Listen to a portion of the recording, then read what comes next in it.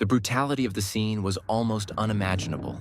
Evidence of a struggle, a huge pool of blood staining the ground, and chilling signs of deliberate cruelty.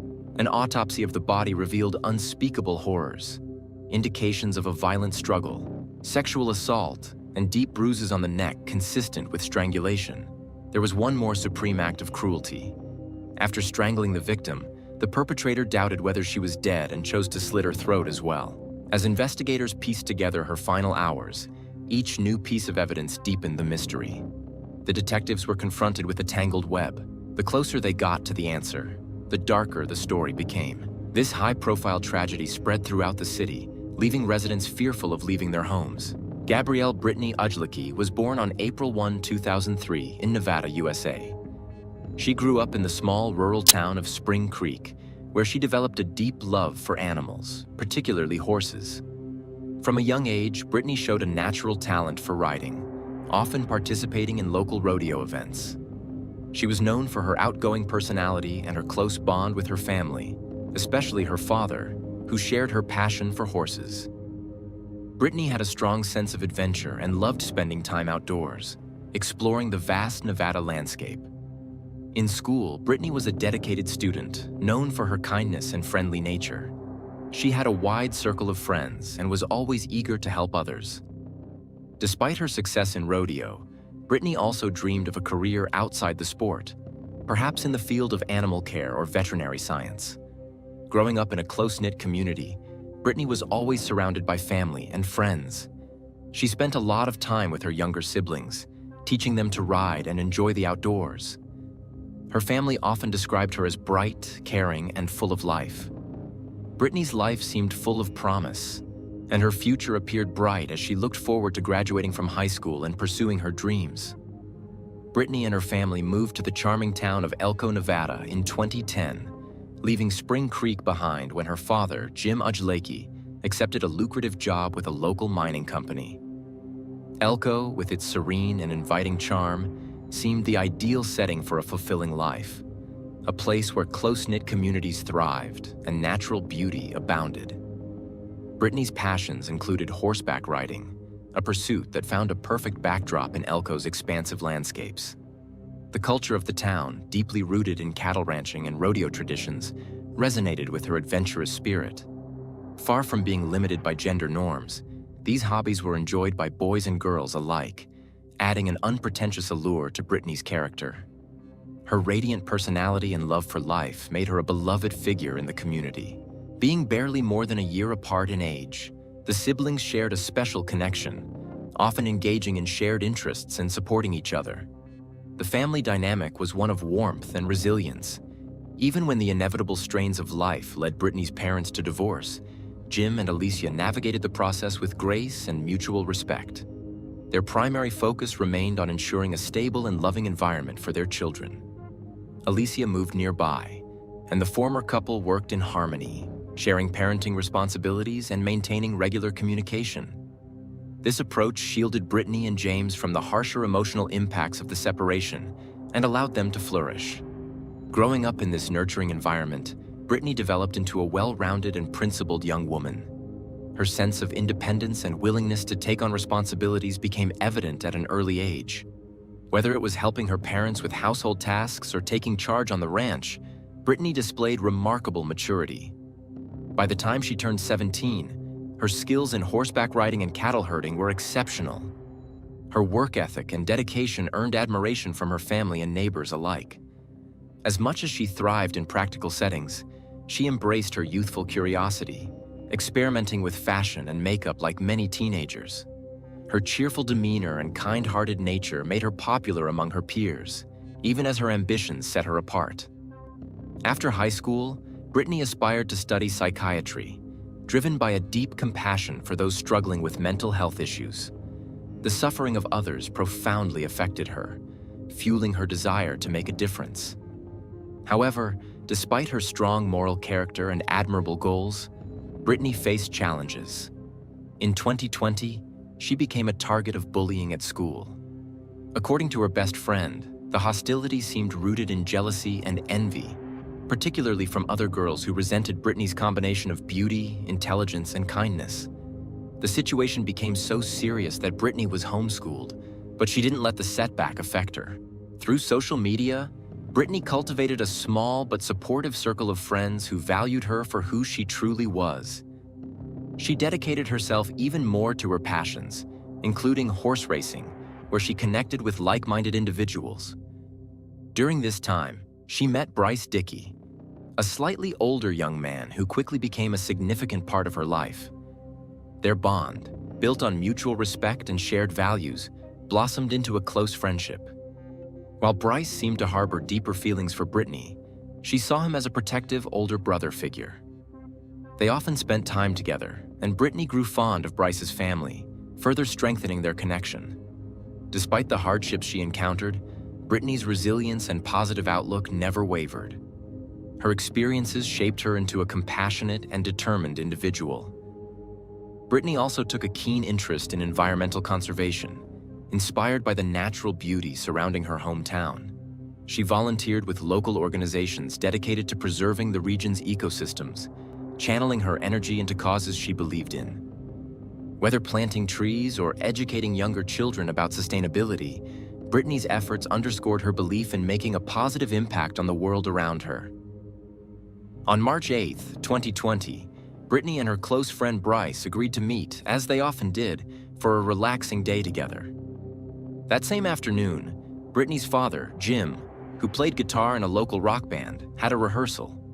Brittany, always supportive of her father's passion for music, joined him before her plans with Bryce.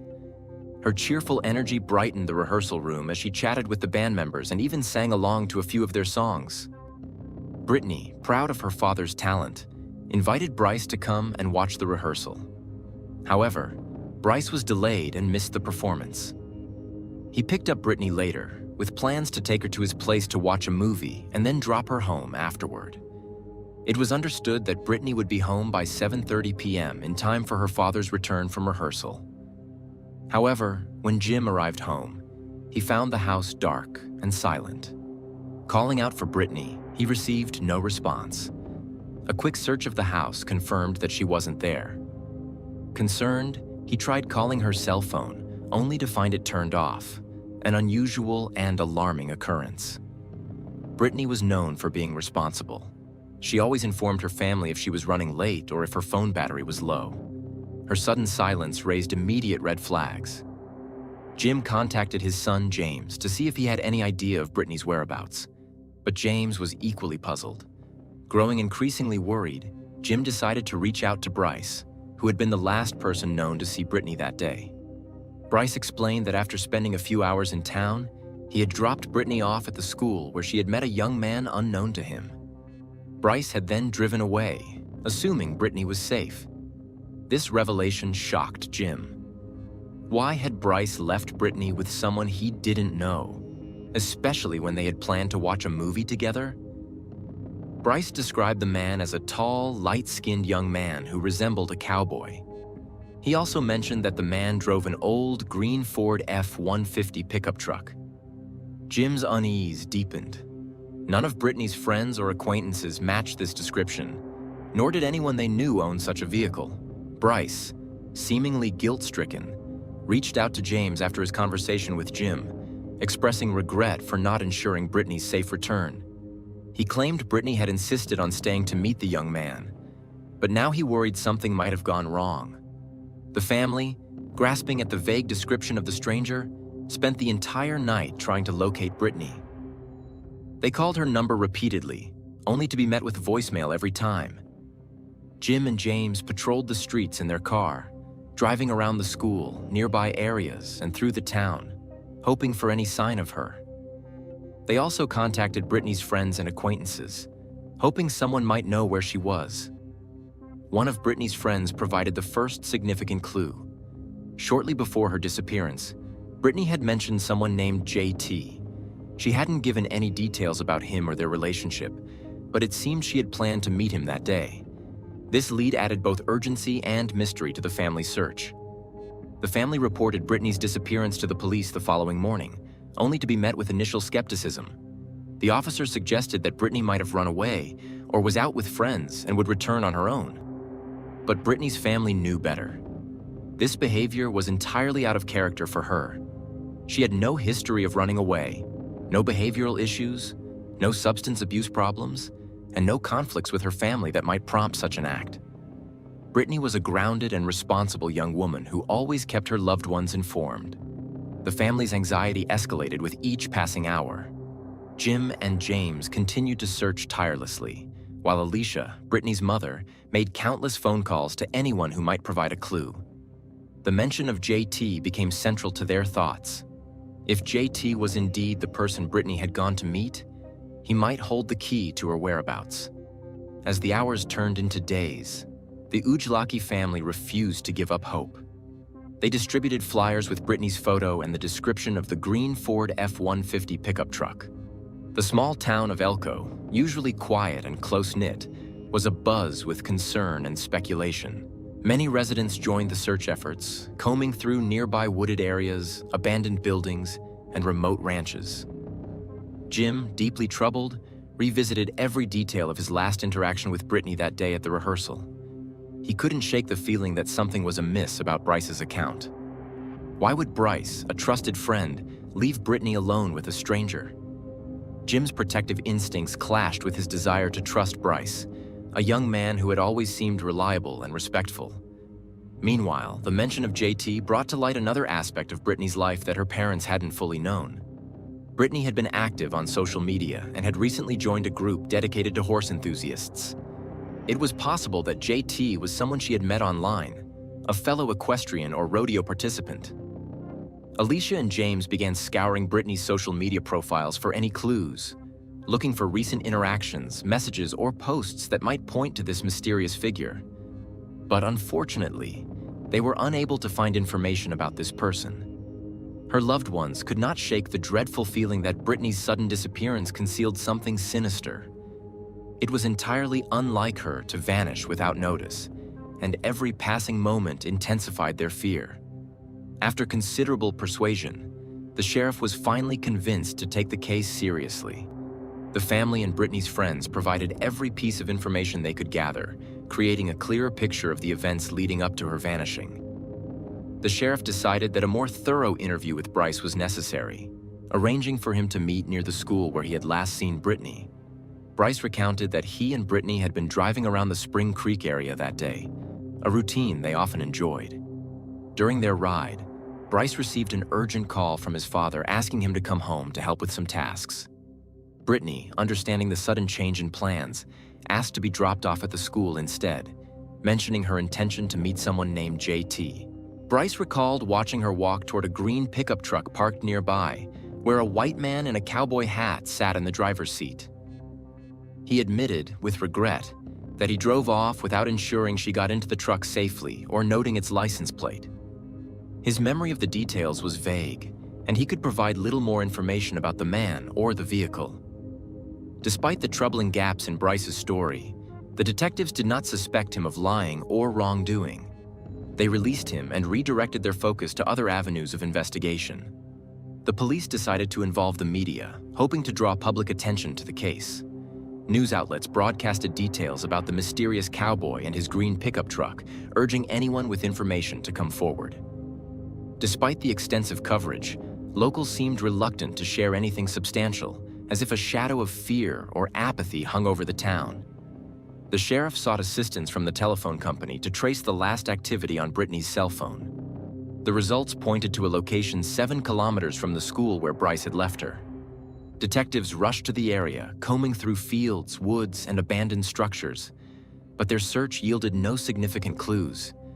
Brittany's trail seemed to evaporate, deepening the despair of her family and friends. Meanwhile, the Ujlaki family, refusing to sit idle, continued their relentless search. They distributed over 500 flyers with Brittany's photo across the town and its outskirts. Her mother, Alicia, turned to social media, creating a group dedicated to the search effort. She posted daily updates, hoping the digital platform would reach someone with crucial information. Days later, Alicia received a chilling text message from an unknown number. The sender claimed to have kidnapped Brittany and demanded a $25,000 ransom, threatening unimaginable harm if the demands were not met. Another message followed, stating that Brittany was ill and required medication, which the captor would provide only upon receiving the ransom. The Ujlaki family was paralyzed with fear and anguish. Though desperate to save their daughter, they decided to alert the police before taking any action.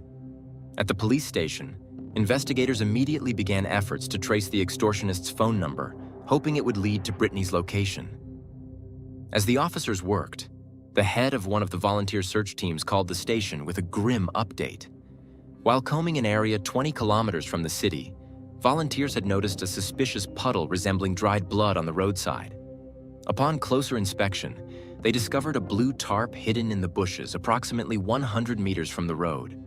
Underneath it lay the body of a young girl, partially undressed and face down. The clothing matched the description of what Brittany had been wearing the day she disappeared. The detective called Brittany's mother, Alicia, to break the heartbreaking news of the discovery of an unidentified body. Alicia burst into tears, her motherly intuition telling her that the body was Brittany's even before confirmation. When the family arrived at the scene, their worst fears were realized. Forensic experts identified a keychain with Brittany's name near the body, confirming her identity. Alicia broke down upon seeing her daughter from a distance, the weight of reality too much to bear. The preliminary examination revealed disturbing details. Brittany had been subjected to violence and coerced into intimacy. The revelation sent shockwaves through the small community. The once quiet town of Elko was now gripped by horror and grief as the news spread. The investigation's focus shifted rapidly following the discovery. The police intensified their efforts to track the extortionist's phone number, suspecting a connection to Brittany's death. Meanwhile, the search for the man in the green pickup truck became more urgent than ever. Detectives canvassed nearby towns, hoping to match the vehicle to a local owner. Witnesses were re-interviewed, and the media appealed to anyone who might have seen something unusual around the time of Brittany's disappearance. Candlelight vigils were held in her memory, drawing hundreds of mourners who shared stories of her kindness, resilience, and dreams.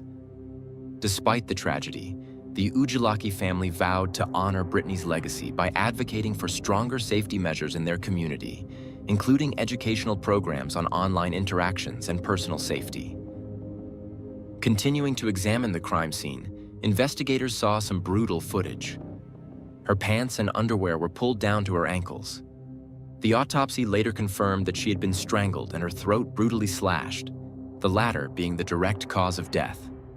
Nearby, officers spotted Brittany's headphones hanging from branches, their wires tangled in the bushes. Evidence of sexual assault was apparent.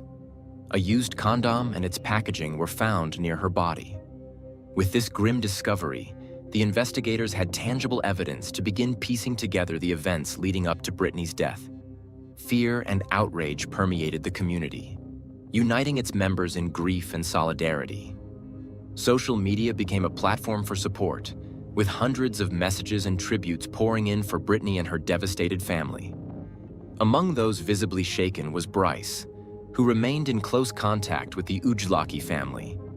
He helped distribute flyers, attended vigils, and was often seen consoling Brittany's parents and brother.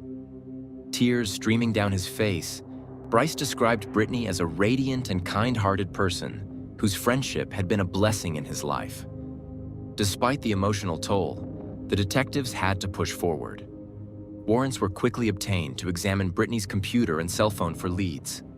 The DNA evidence from the condom was sent to the crime lab for analysis, although the results could take weeks to process. Law enforcement also began compiling a list of registered sex offenders in the area, suspecting that Brittany's murder might be the work of an internet predator targeting young women. At the same time, the police delved into the anonymous ransom demands Brittany's mother had received. Tracing the phone number proved challenging. The number was unregistered and purchased through an online service, obscuring its origin. While the source remained unclear, investigators believed the sender had intimate knowledge of Brittany's disappearance and was likely connected to the crime. A key piece of the puzzle was the identity of JT, the mysterious acquaintance Brittany had mentioned before her death. Detectives obtained data from her phone, allowing them to track down the young man. Their hopes for a breakthrough were dashed when it was revealed that JT had been in Alaska at the time of the murder.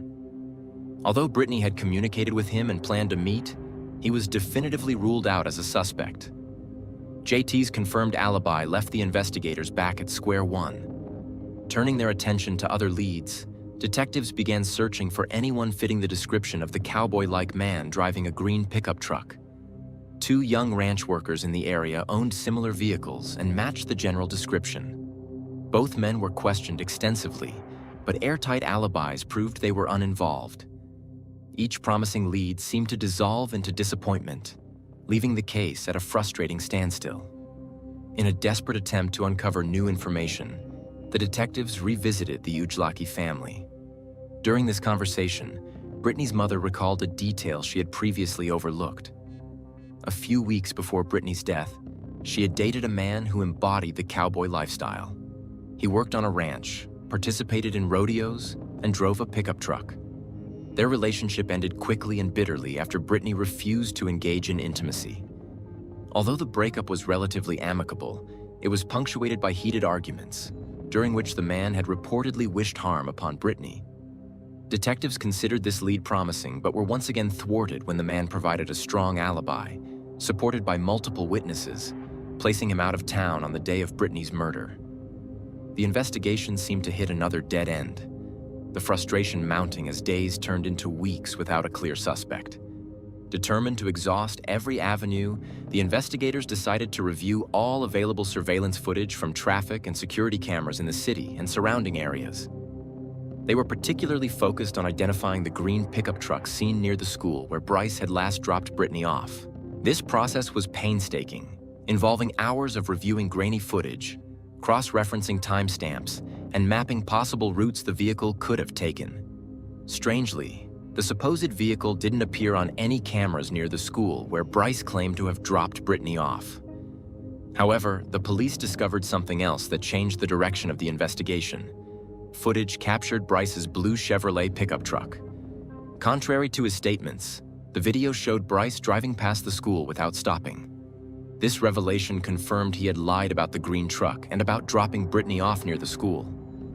The detectives then decided to follow the trajectory of Bryce's vehicle as captured by other surveillance cameras. He had previously stated that he and Brittany had been driving around Spring Creek for several hours, but this also proved untrue. With growing suspicion, investigators sought Bryce's cell phone data to cross-check his movements against Brittany's known locations. A warrant was quickly obtained due to the strength of the evidence. Quietly, without alerting Bryce, the detectives pieced together a damning timeline.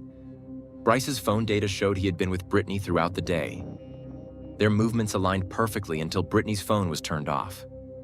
Moreover, his phone placed him at the exact location where Brittany's body was later discovered. The evidence was becoming incontrovertible. Bryce had been at the crime scene and had either participated in the murder or witnessed it. To confirm their suspicions, investigators needed physical evidence. Bryce was summoned to provide DNA samples and submit to additional testing. While Bryce cooperated willingly, the investigators played it cool, presenting the request as a routine procedure for everyone close to Brittany. Skin particles found under Brittany's nails and DNA from the condom at the crime scene were compared against Bryce's samples. When the results came back, they were definitive. Bryce's DNA matched both. This confirmed that Bryce had engaged in sexual activity with Brittany, but the forensic analysis also indicated that it had been non-consensual. Brittany had been forced. Armed with this evidence, detectives summoned Bryce for another round of questioning. Careful not to tip their hand, they acted as though they were still clarifying basic facts. Bryce appeared calm and confident, repeating his earlier claim that he and Brittany had a platonic relationship and that he saw her as a sister figure. Sit down here. Can I get you anything? Oh, no. All right. I'll be right back. I'll go over this with you. Okay. Just so you know, everything in this room is recorded and everything like that. So. Okay. Well, tell me about Brittany. What's she like? You're gonna have to ask a question because that's a lot. Not in like a bad way or anything, but I mean. Right. What was Brittany to you? Honestly, Brittany was my little sis. Like, I've known her since 7th or 8th grade. One of the closest people to me. I was gonna say, I didn't even start calling her.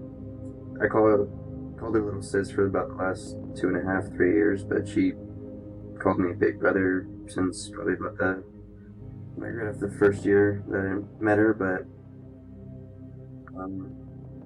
one of the closest people to me. She was. A lot of people didn't like her for a lot of reasons, but she was very blunt and kept to who she was, even if a lot of people didn't like that. So that was why a lot of people in Spring Creek didn't like her, just because she was extremely honest. However, the investigators began subtly poking holes in his story. They informed him that a condom containing his DNA had been found at the crime scene. This revelation clearly rattled Bryce. Realizing his initial story wouldn't hold up, Bryce began to alter his narrative. He claimed that Brittany had unexpectedly flirted with him on the day of her death, behavior he insisted was out of character.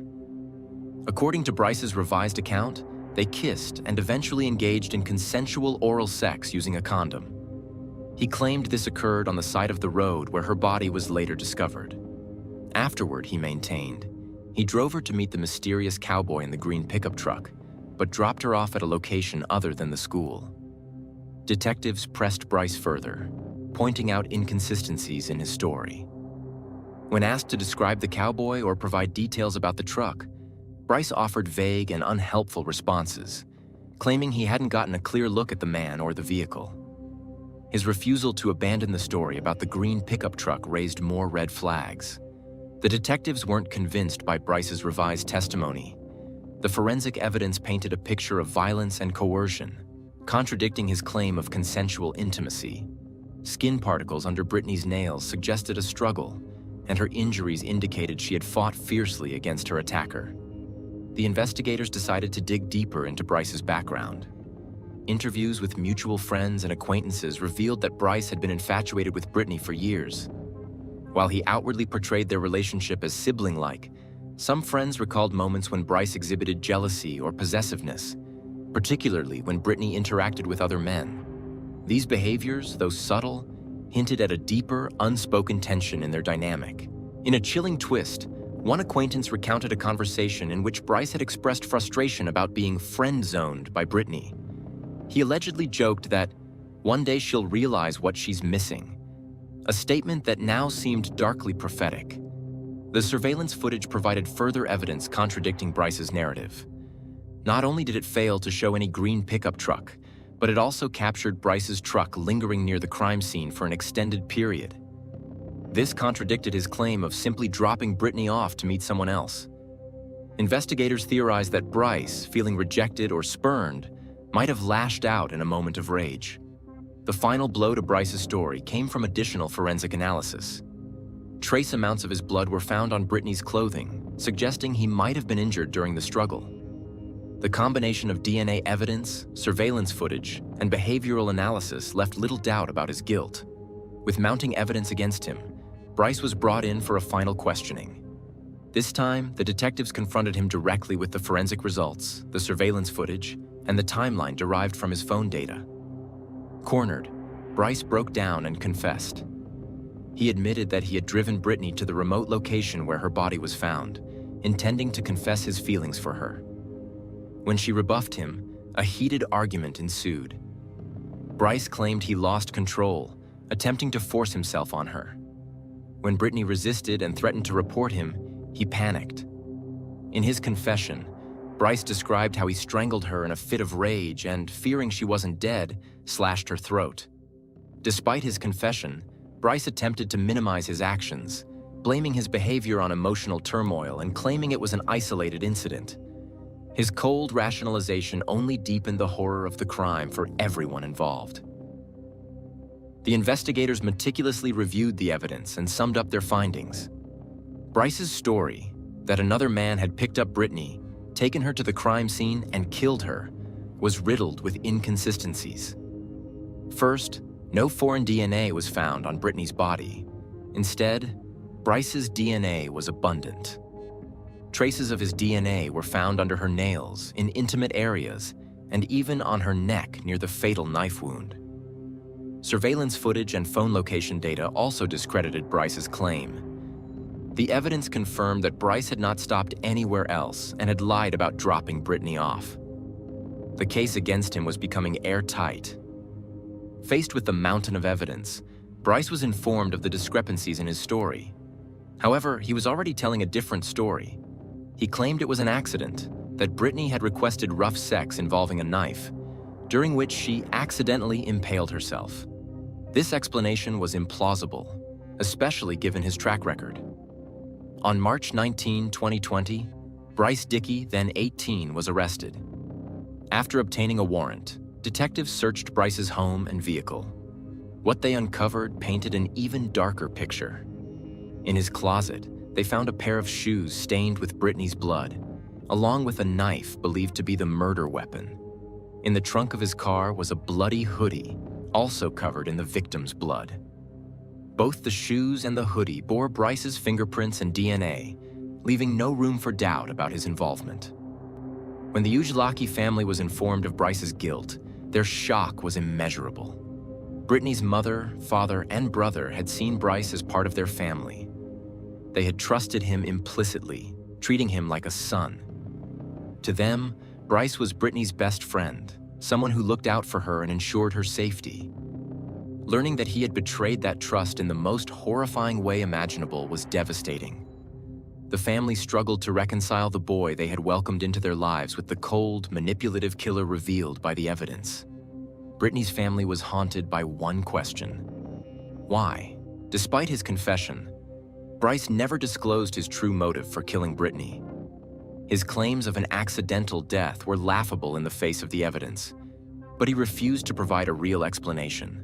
The missing pieces of the puzzle were supplied by one of Brittany's close friends. According to the friend, a few days before the murder, Bryce had confessed his romantic feelings to Brittany. She had gently rejected him, suggesting they remain friends.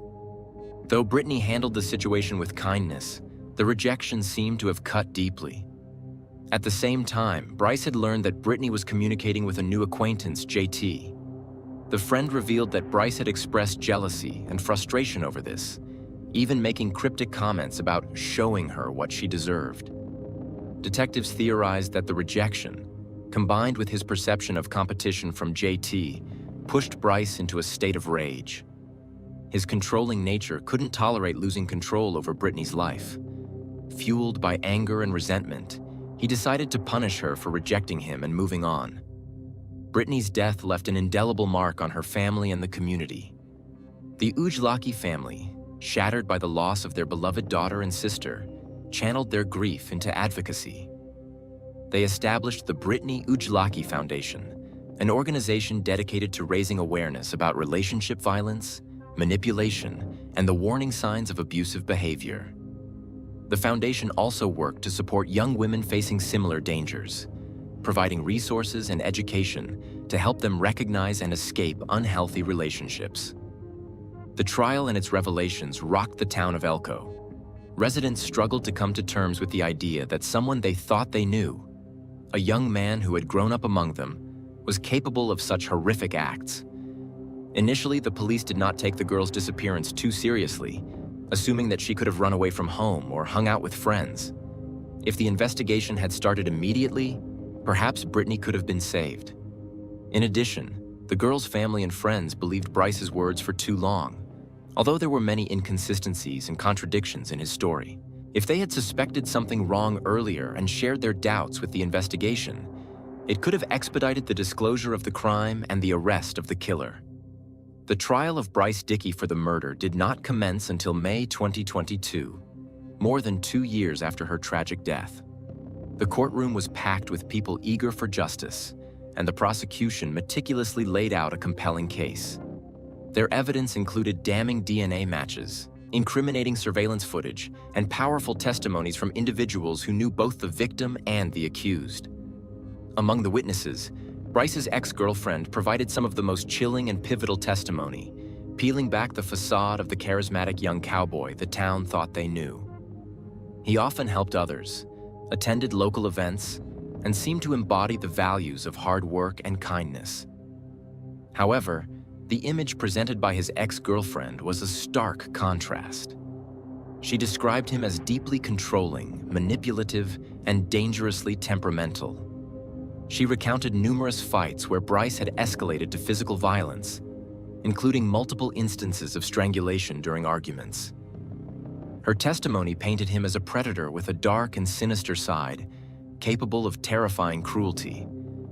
After their breakup, Bryce's behavior turned obsessive.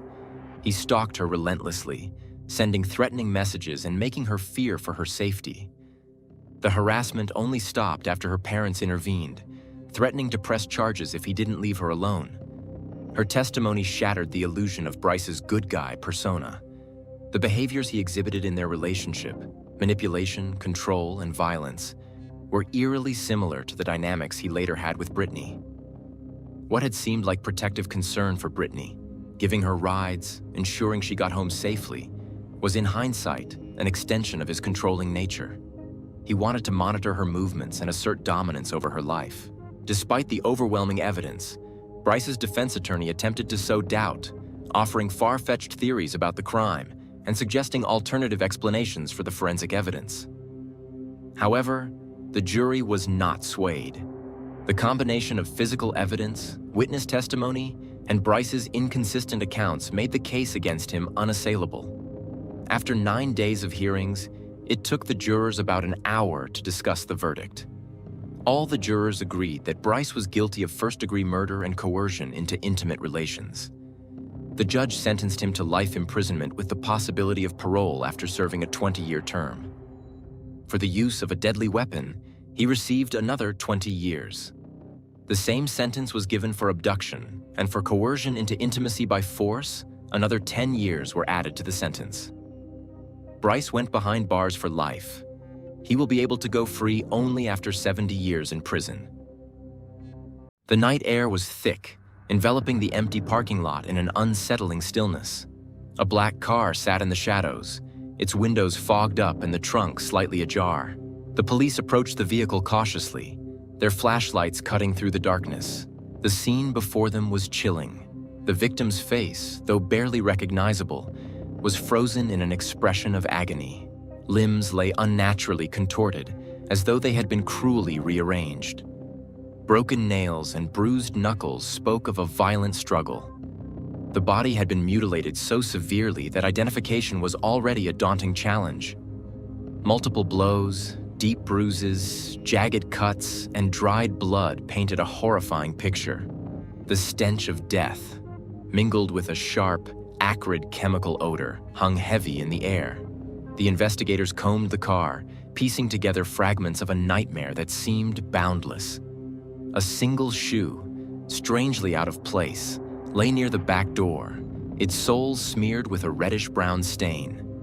Nearby, faint footprints pressed into the dirt suggested a hurried escape or a frantic chase. Law enforcement meticulously assembled the evidence. This crime wasn't just brutal, it was monstrous.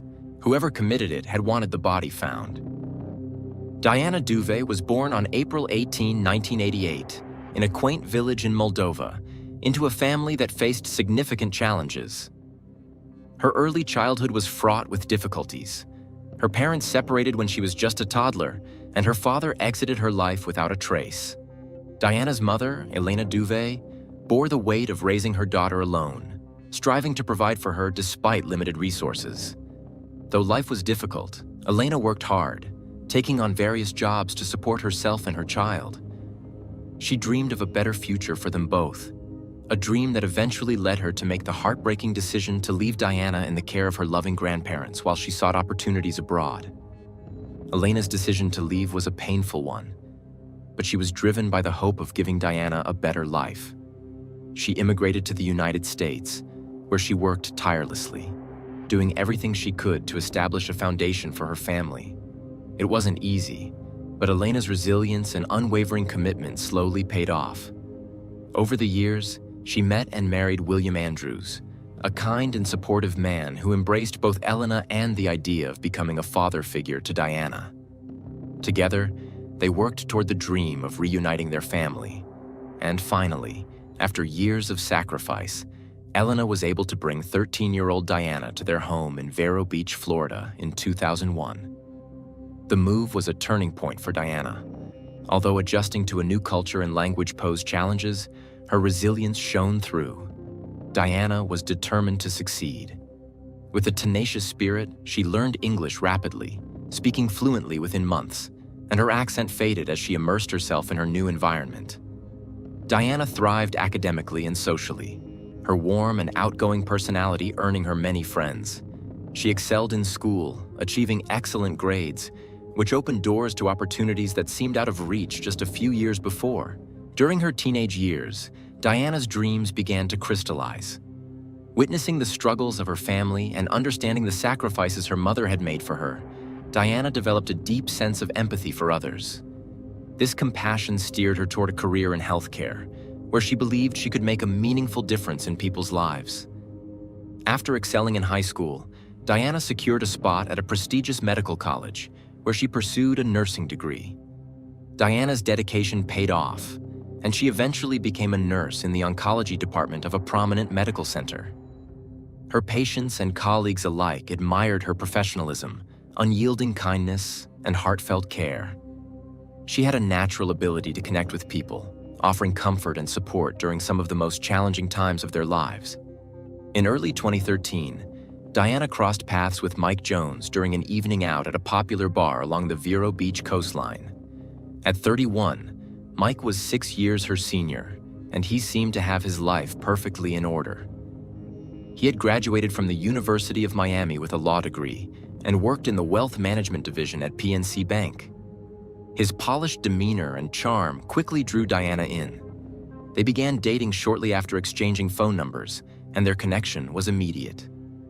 To Diana, Mike seemed like the perfect partner. He was well-educated, confident, and financially stable, a seemingly ideal match for her. Her family, too, welcomed him into their lives. Mike's smooth talk and apparent success were endearing to them, and they believed Diana had found someone who would cherish and support her as she pursued her dreams. But as time passed, cracks in this perfect image began to surface. Initially, Diana was open about her relationship with Mike, sharing stories about their dates and introducing him to her friends. However, as the months went by, her behavior began to change in subtle but troubling ways.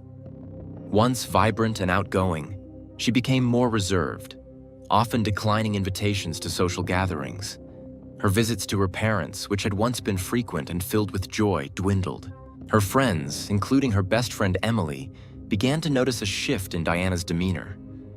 She became secretive, often evading questions about her relationship and leaving people with a sense that something wasn't right.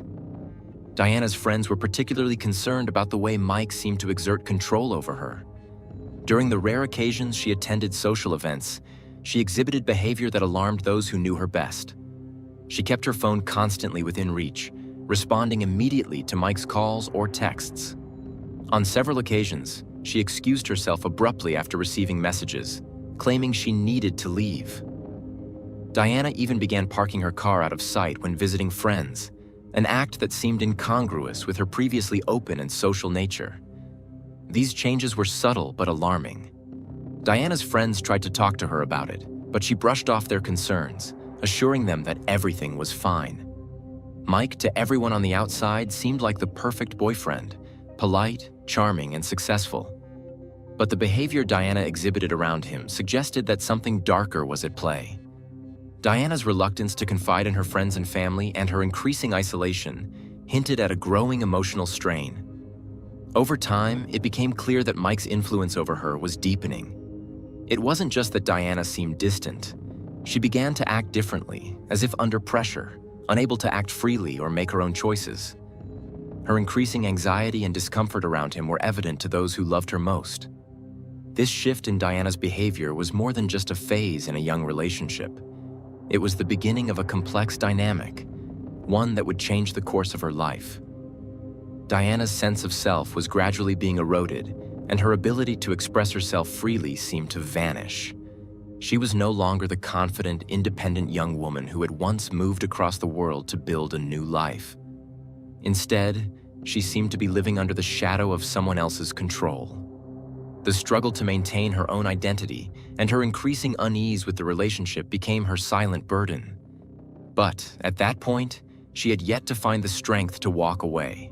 In the months that followed, Diana would continue to face challenges, both internal and external, as she navigated her relationship with Mike. Despite the mounting pressures, she still held on to her dreams of a fulfilling career in healthcare and of one day finding the kind of love that made her feel safe and respected. But for now, Diana was caught in a struggle that she could not yet escape, and it would take more than just the love of her family and friends to help her find her way out. As the pressure continued to mount, the question of what would happen next remained uncertain, as Diana faced the crossroads between love, control, and the search for her own freedom. Emily, in particular, grew concerned. She confronted Diana gently, asking if everything was okay between her and Mike. While Diana initially brushed off these concerns, her vague responses only heightened Emily's suspicion. Emily began to notice subtle signs of tension, like Diana's tendency to flinch at sudden noises, or her visible unease when Mike's name came up in conversation. When Emily pressed further, Diana confessed that Mike could be controlling and that their relationship wasn't as perfect as it seemed. However, Diana downplayed the issues, insisting she could handle them. Despite her reassurances, Diana's family and friends remained uneasy. To them, it seemed that Mike had gradually isolated Diana, exerting a level of control that was deeply unsettling. Yet, Diana's determination to keep up appearances prevented her loved ones from fully grasping the gravity of the situation. Behind closed doors, Diana faced a much darker reality than anyone could have imagined. Mike's controlling tendencies escalated over time, manifesting in ways that were both subtle and overt. He monitored her whereabouts, questioned her about her interactions with others, and discouraged her from spending time with her friends. His jealousy was masked as concern, making it harder for Diana to recognize his behavior as abusive. Over time, this emotional manipulation took a toll on her self-confidence, leaving her questioning her own decisions. One particularly alarming incident occurred several months into their relationship. Diana confided in Emily about a heated argument in which Mike had grabbed her wrist so tightly that it left a bruise. Though Diana tried to downplay the incident, her friend urged her to reconsider the relationship. However, Diana, ever optimistic and empathetic, believed Mike's apologies and promises to change. She explained that he had been under a lot of stress at work and that the incident was a one-time lapse in judgment. For Diana's loved ones, these red flags painted a troubling picture, but they struggled to intervene. Diana's reluctance to share the full extent of her struggles with Mike meant that those who cared for her were left piecing together fragments of a story that only she fully understood. Diana rarely spoke of the turmoil she faced in her personal life. When she did confide in her best friend Emily, it was with hesitation and carefully chosen words, as though she feared revealing too much. Diana admitted wanting to end her relationship with Mike, but seemed immobilized by an intangible fear. Emily and others close to her could sense her growing distress, but felt powerless to intervene as Diana's silence created an impenetrable barrier. What made Diana's predicament even more tragic was the stark contrast between her public and private lives. At work, she was a model of strength, compassion, and professionalism. Her patients adored her for the care she provided, and her colleagues respected her as a diligent and reliable nurse. Yet at home, Diana faced a relentless emotional battle.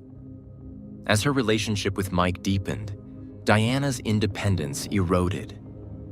Every decision she made became an intricate calculation. Would this upset Mike? Would he approve? Would he become angry? The constant mental toll of second-guessing herself was exhausting, and her once close connections with friends and family became less frequent. Though she never openly voiced her fears, her actions, canceling plans, avoiding family gatherings, and constantly texting Mike, spoke volumes about her growing dependence on him. It was clear to Diana that she had made a grave mistake within 2 months of moving in with Mike. The charming, thoughtful man she had once fallen for disappeared, replaced by someone consumed by jealousy and an obsessive need for control. He monitored her every move, forbade her from seeing friends or visiting her family, and required detailed explanations of where she had been and with whom. Mike's invasiveness extended to Diana's phone and social media, which he scrutinized daily. Any perceived deviation from his expectations led to intense arguments, sometimes escalating to aggression. Yet in public, they maintained the illusion of a happy, harmonious relationship, leaving outsiders none the wiser. Things escalated dangerously on April 30th, 2014. That evening, a concerned neighbor called emergency services after overhearing a loud and prolonged argument from Mike's apartment. The man reported sounds of shouting, banging, and what he believed to be signs of physical violence. He admitted to hearing similar disturbances in the past, but felt this particular fight seemed especially volatile. When police arrived at the scene, they were greeted by Mike, who opened the door with an air of calm and casual surprise.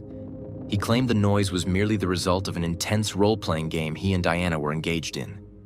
His composure was unsettling, but the officers had no immediate evidence to contradict him. Shortly after, Diana emerged from the apartment. Her appearance told a very different story from Mike's claims. She was dressed in disheveled pajamas, her face streaked with tears, and faint marks, consistent with someone being grabbed, were visible on her neck.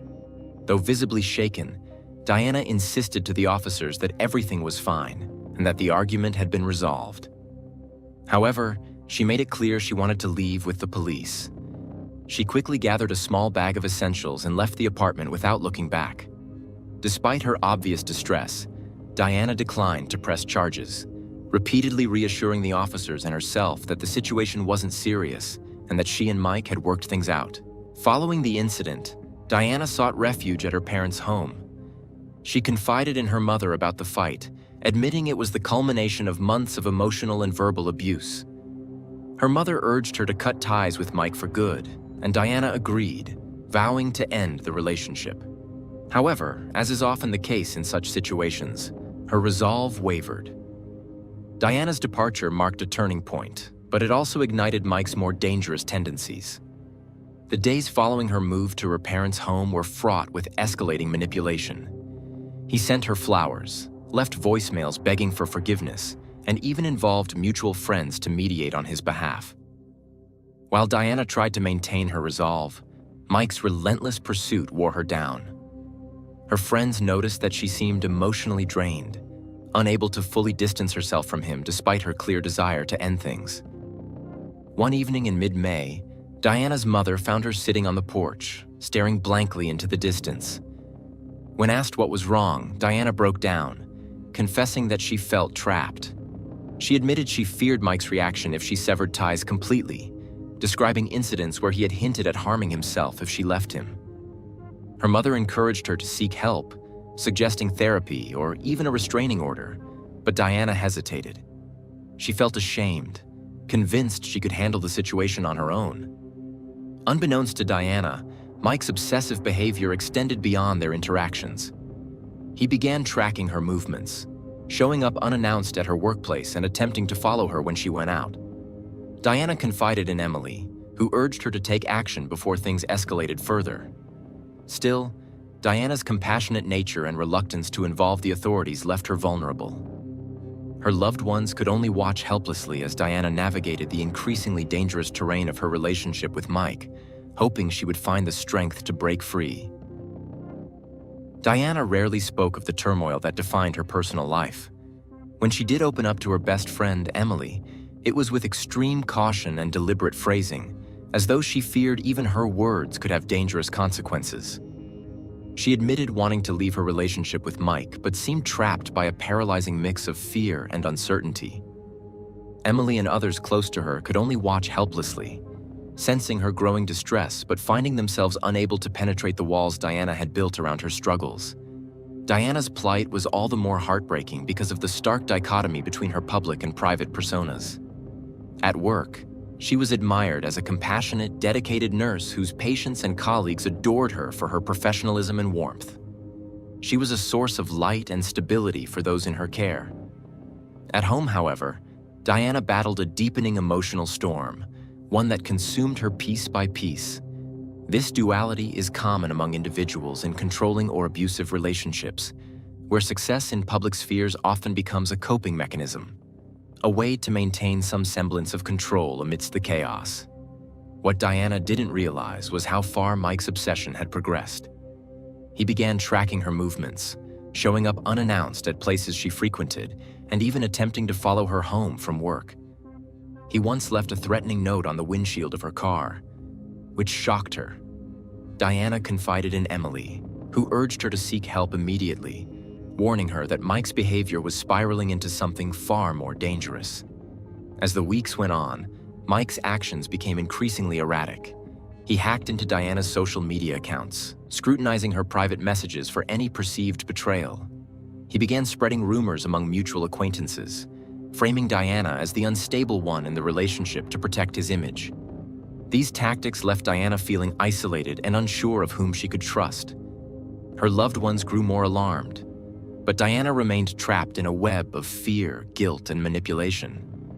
For those who cared about her, the growing danger was palpable, and they could only hope Diana would take action before it was too late. By the evening of June 20th, Elena was frantic with worry. Her daughter's unexplained silence had stretched into hours, each passing minute intensifying her dread. Diana was reliable, always responsive to calls or texts, and her sudden absence was deeply uncharacteristic. Unable to shake the foreboding feeling that something was terribly wrong, Elena drove to the police station to file a missing persons report. The officers listened empathetically and assured her that they would investigate. However, as Diana was an adult, they explained that official protocols required waiting 24 hours before formally beginning a search, unless evidence of foul play emerged. For Elena and her family, this delay felt like an eternity. After some time, Diana never showed up and the police began a search. The initial stages of the investigation focused on tracing Diana's phone. Her last known location placed her near Mike Jones's neighborhood, strengthening the suspicions of her loved ones who had long been uneasy about the relationship. Attempts to contact Mike proved fruitless.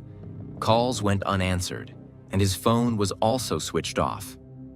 Meanwhile, Diana's family, desperate for answers, drove to Mike's condo and parked outside, hoping he would return. When he failed to appear, their unease deepened.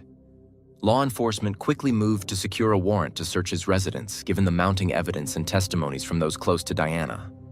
Upon entering Mike's condo, police found the space disturbingly pristine. The air of normalcy was unsettling, with no signs of struggle or evidence pointing to Diana's whereabouts. The investigators meticulously combed through the apartment, searching for anything that might provide a clue. Hidden messages, misplaced items, or anything suspiciously missing. Yet, the scene was barren of definitive leads, amplifying fears about Diana's fate. A message Diana had sent Elena earlier in another language was reviewed carefully. Though Elena confirmed it matched Diana's usual style, investigators couldn't ignore the possibility that someone else could have sent it to mislead them.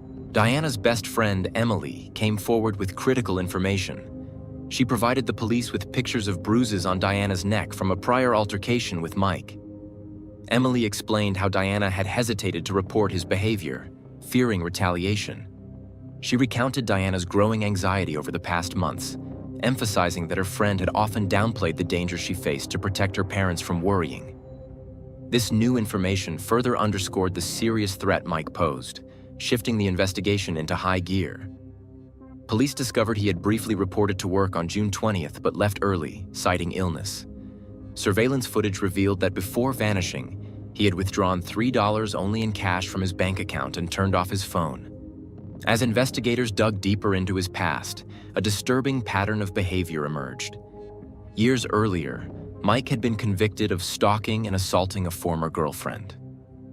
After serving probation, he changed his last name and relocated to Vero Beach, seeking a fresh start. Additional records surfaced of another ex-girlfriend who had filed a harassment complaint against him, though she later withdrew the charges. This history painted a troubling portrait of a man with a history of escalating violence in relationships. Investigators turned their attention to two vehicles, Mike's gold Honda Accord and Diana's black Nissan Altima. Both were flagged for immediate tracking. Mike's last phone ping placed him in an area roughly 30 minutes north of Vero Beach, prompting a focused search in that vicinity. By the evening of June 21st, his car was discovered parked outside a modest suburban motel. Inside, the motel receptionist instantly recognized Mike from a photograph provided by law enforcement. The employee recounted that Mike had checked in the previous day, paid in cash, and specifically requested privacy. He had insisted no calls or messages be directed to his room, a behavior that struck the receptionist as odd, but not alarming enough to report at the time. The discovery of Mike's location heightened the urgency of the investigation, but it also introduced a chilling uncertainty. While police were relieved to have a lead, they couldn't shake the nagging question. Was Diana still alive? A tactical team was assembled to approach Mike's room cautiously.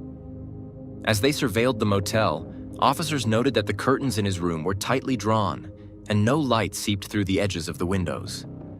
After assessing the situation, law enforcement knocked on the door, identifying themselves as police. When no response came, they were forced to breach the room. Inside, the scene was haunting. The room was dimly lit, with blinds fully shut, and the air smelled faintly of cleaning supplies. Police found Mike sitting on the edge of the bed, his demeanor unnervingly calm. A backpack filled with cash, a burner phone, and several changes of clothes sat by his side, a clear indication that he had been planning to flee. When questioned, he maintained his innocence, claiming he had no idea where Diana was and hadn't seen her since the evening of June 19th. His nonchalance infuriated the officers, but without Diana's whereabouts or evidence tying him directly to her disappearance, they couldn't immediately charge him. As police searched the room, their attention was drawn to a pair of muddy shoes near the door and a faint trail of dirt leading to the bathroom. Inside, they discovered a damp towel and a partially emptied bottle of bleach. These items were confiscated as potential evidence, though they stopped short of providing direct answers. Back at headquarters, investigators worked tirelessly to reconstruct Mike's movements in the days leading up to Diana's disappearance, hoping to uncover the break they needed to solve the case. Volunteer groups combed through wooded areas, empty lots, and nearby waterways, focusing their efforts around Mike Jones's last known locations. Law enforcement intensified their efforts, broadening the scope of the investigation to include individuals who might have assisted Mike. Potential safe houses, previous associates, and even local businesses were scrutinized. New leads began to emerge, sparked by the growing public interest. A gas station attendant came forward with a significant account. Mike had been seen on the morning of June 20th, appearing unkempt and hurried. Surveillance footage corroborated the sighting, showing Mike purchasing a suspiciously large quantity of bottled water and cleaning supplies. The purchase raised red flags, suggesting premeditation and an attempt to cover up incriminating evidence.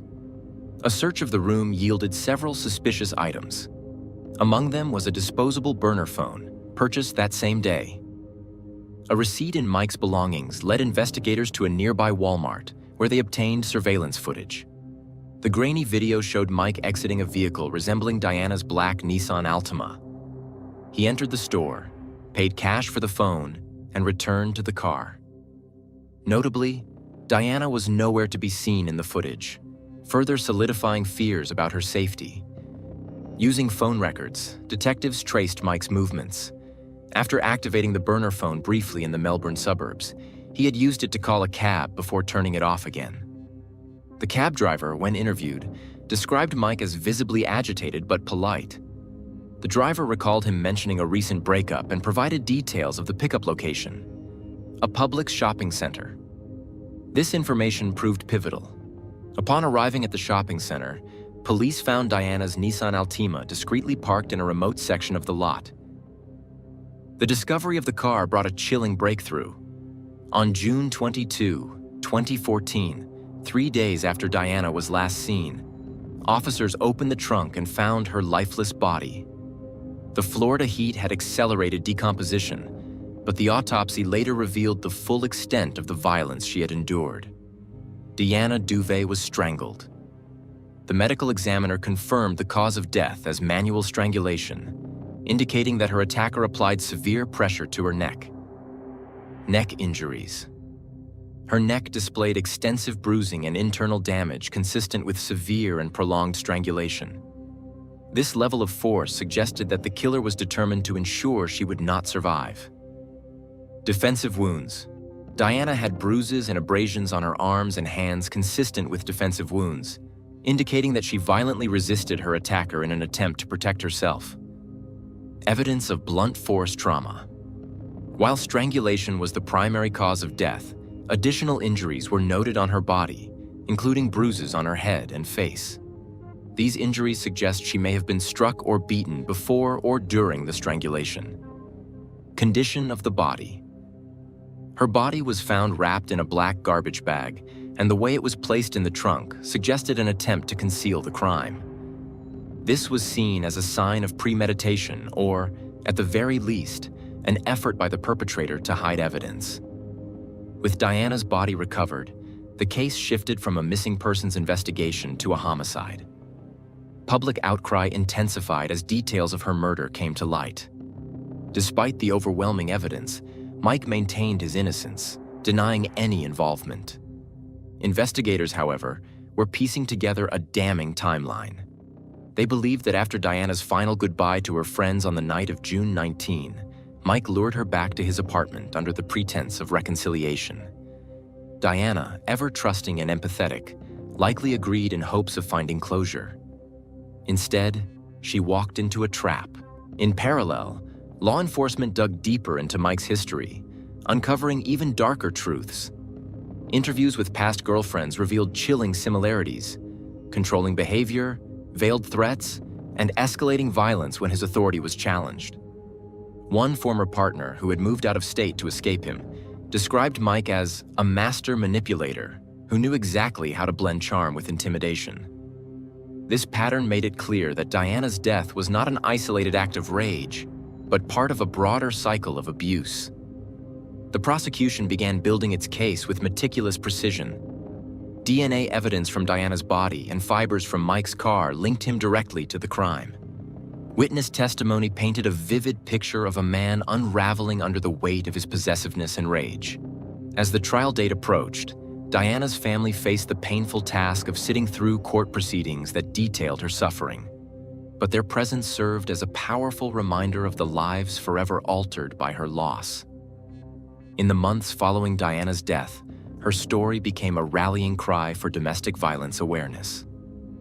Advocacy groups launched campaigns in her name, highlighting the warning signs of coercive control and urging victims to seek help before it was too late. For Elena, this offered a sliver of solace amid the unending ache of losing her daughter. Diana's best friend, Emily, had long warned her about Mike's manipulative tendencies, but Diana remained optimistic, wanting to believe that he would honor her decision.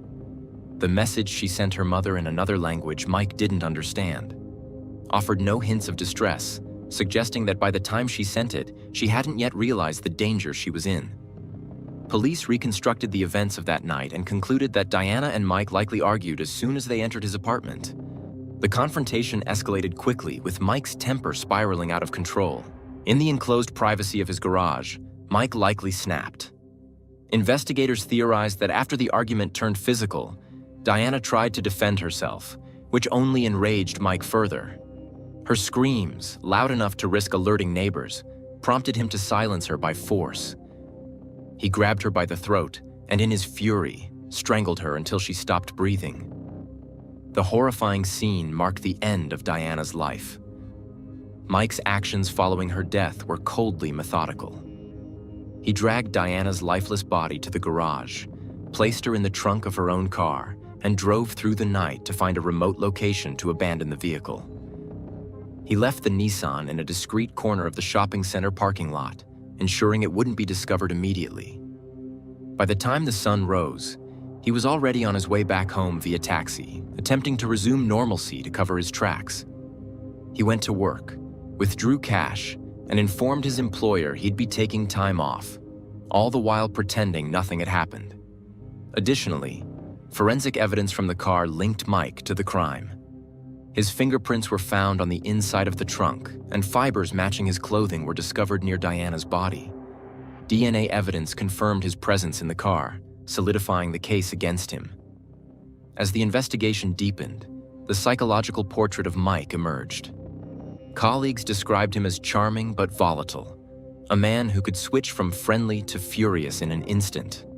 His past girlfriends, contacted by police, recounted chillingly similar experiences of possessiveness, verbal abuse, and physical aggression. Some admitted they feared for their lives during their relationships with him. Mike Jones was the embodiment of a double life. On the surface, he was the golden boy from a wealthy, well-connected family, gifted with charm and intelligence. He had graduated from one of the nation's most prestigious law schools, quickly climbing the corporate ladder to become a star employee at a major bank. With his polished demeanor and impeccable manners, Jones was seen as the epitome of professionalism and success. His colleagues respected him, supervisors praised him, and clients trusted him. Letters of appreciation and awards adorned his office, painting the picture of a man destined for greatness. But beneath this veneer of perfection lay a man skilled in deception and manipulation.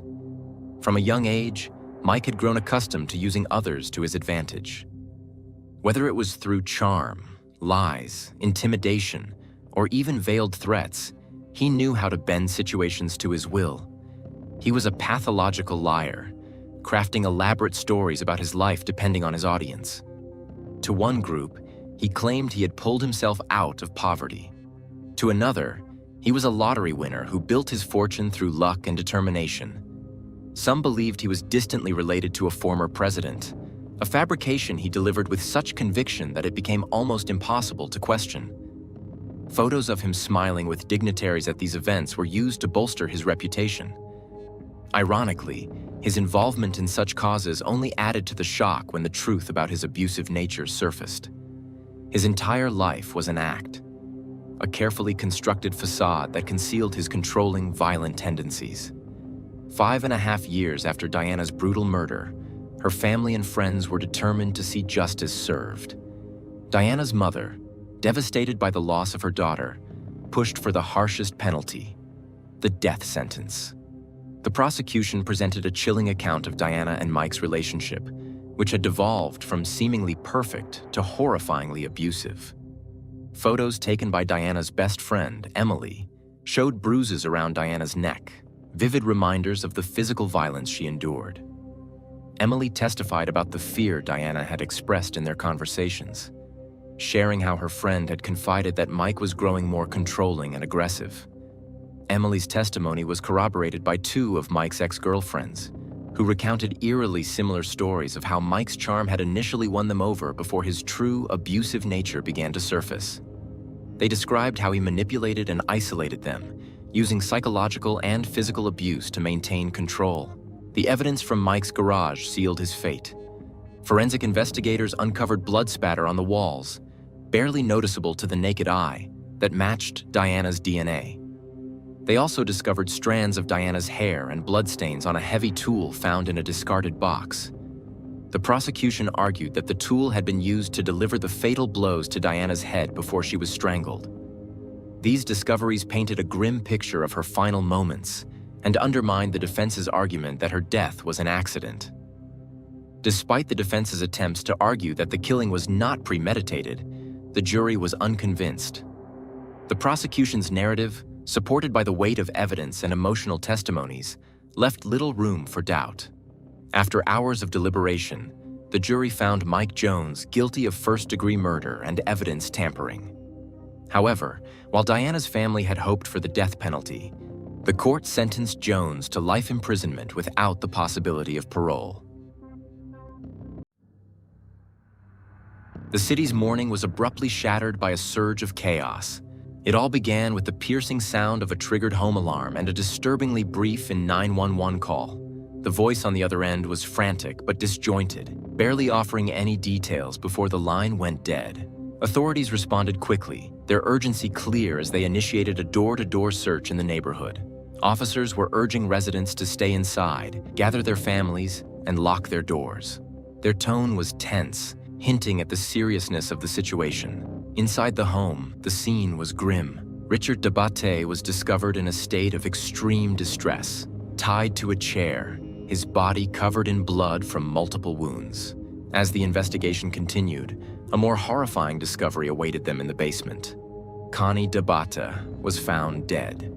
She had been shot twice, once in the back of the head, the second time in the stomach. The cold, calculated nature of the murders sent a chill down the spines of the detectives on the scene. Today, we will look at the photos from this true crime that happened to Connie Margot Dabate, 39 years old, who was born and raised in the charming state of Connecticut, USA. From an early age, Connie exhibited a natural curiosity about the world around her, particularly in the areas of social sciences and communications. During her high school years, she actively participated in various activities that allowed her to explore these interests, perhaps laying the foundation for her life's aspirations. Despite this evident curiosity, there is little recorded about any exceptional academic or extracurricular accolades during her youth, which could suggest that her primary focus during those formative years was directed towards cultivating her personal relationships and mapping out her career goals. Connie resided in Connecticut with her husband, Richard Dabate, aged 40, and their two young sons, Richard Jr., a bright and spirited 9-year-old, and Connor, an adventurous 6-year-old. The family's home on the quiet, tree-lined street of Birchview Drive was a haven of warmth, love, and laughter.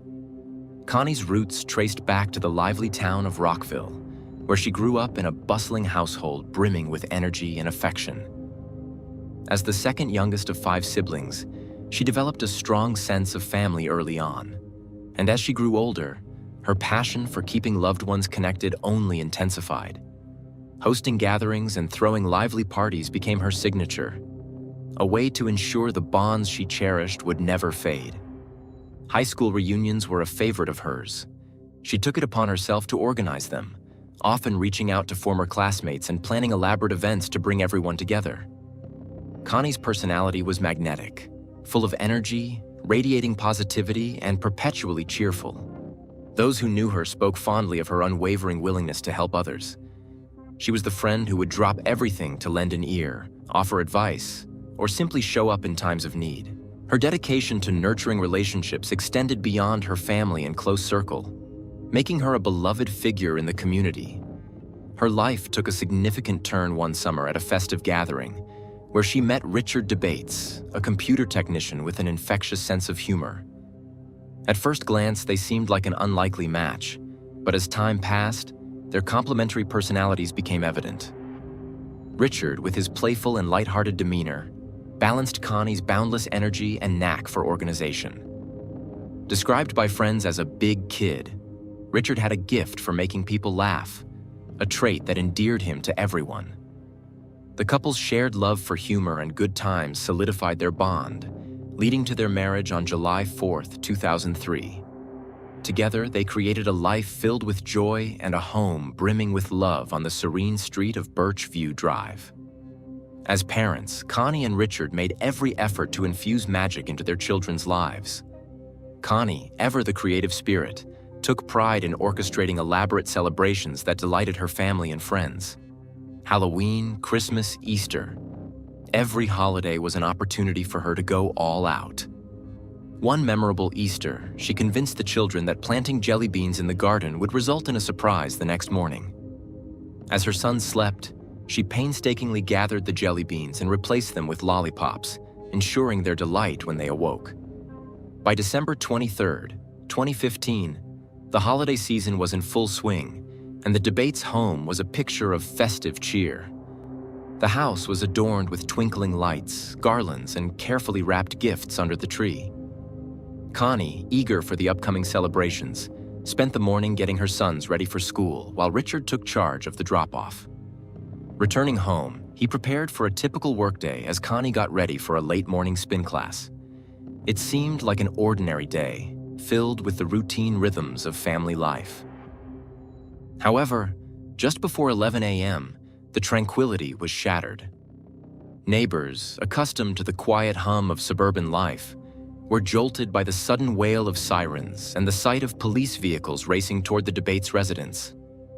Startled residents peered out from their windows, witnessing a flurry of activity as law enforcement converged on the house. The commotion stemmed from a triggered home alarm and a chillingly brief "in 911" call. Whispers of a home invasion quickly spread throughout the neighborhood, fueling fear and speculation. Police, responding with urgency, began a door-to-door sweep, advising residents to gather their families, lock their doors, and remain hidden. Anxiety gripped the tight-knit community as people huddled together, awaiting further instructions. The tension was palpable as officers moved swiftly to secure the area. Inside, the home scene was grim. Richard was discovered in a state of distress, tied to a chair and bleeding from multiple wounds. He had been violently attacked but was alive. Paramedics worked urgently to stabilize him before rushing him to the hospital. Meanwhile, the search of the home led to a devastating discovery in the basement. Connie was found lifeless, the victim of a brutal attack. She had been shot twice, once in the back of the head and once in the stomach. The calculated nature of the crime left investigators shaken. As detectives pieced together the events, they assured residents that the perpetrator had fled the scene, allowing the neighborhood to slowly emerge from its lockdown. The aftermath was surreal. The quiet street was now a hive of activity, with yellow crime scene tape cordoning off the Dabate's home, police lights casting an eerie glow, and officers meticulously gathering evidence. In the days that followed, attention turned to Richard, who had survived. Once he was stable enough, nurses said detectives could come and interview him.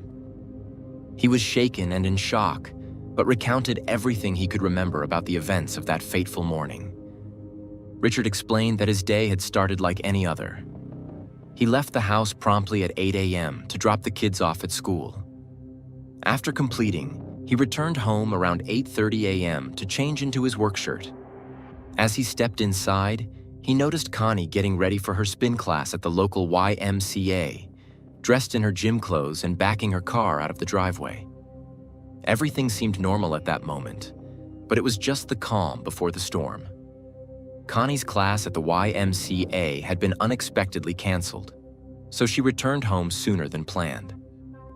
Meanwhile, Richard began his 40-minute commute to work. About 10 minutes into his drive, he realized he had forgotten his laptop at home. A rare lapse for someone as meticulous as him. With no choice but to retrieve it, he turned his car around, heading back to the house. As he drove, a notification popped up on his phone from the alarm system, alerting him that it had been triggered. Concerned, Richard quickly emailed his boss to inform him that he would be late to work and sped home to check on the situation. Richard estimated that he arrived back at the house sometime between 8:45 and 9 a.m. Stepping inside, he immediately felt a sense of unease. The house was eerily quiet, but as he made his way upstairs, a faint noise caught his attention. Carefully, he ascended the stairs and discovered a tall man wearing camouflage clothing and a ski mask rummaging through Connie's jewelry box. The sight was terrifying. The intruder turned abruptly, wielding a knife, and demanded money, credit cards, and PIN numbers. Richard, in a desperate bid to de-escalate the situation, handed over his wallet without hesitation. Richard's memory of what happened next was fragmented, a blur of fear and chaos. He recalled hearing Connie's car pulling into the driveway and yelling for her to run. Instead of fleeing, Connie seemed to head directly into the basement. Richard assumed she was trying to retrieve one of the two guns they kept in the house, one locked in the basement, the other in their bedroom closet. Seconds later, the intruder dashed downstairs after her. Moments of harrowing silence were followed by two deafening gunshots at precisely 9 a.m. Richard's heart sank as he realized the unimaginable might have happened. Overwhelmed by panic, Richard ran to the basement, only to find his worst fears confirmed. Connie lay motionless on the ground, her life cruelly taken by a gunshot to the stomach and another to the back of her head. The intruder stood over her, clutching one of their guns. In a chilling turn, the man attacked Richard, stabbing him repeatedly in the legs with a box cutter. He then tied Richard to a chair with zip ties and took out a blowtorch. Richard's survival instincts kicked in, and in a moment of desperation, he managed to grab the blowtorch and aim it at the attacker, burning the man's face. The intruder, now injured, fled the scene, leaving Richard bound and bleeding. Using every ounce of strength, Richard, still tied to the chair, and managed to activate the panic button linked to their home alarm system.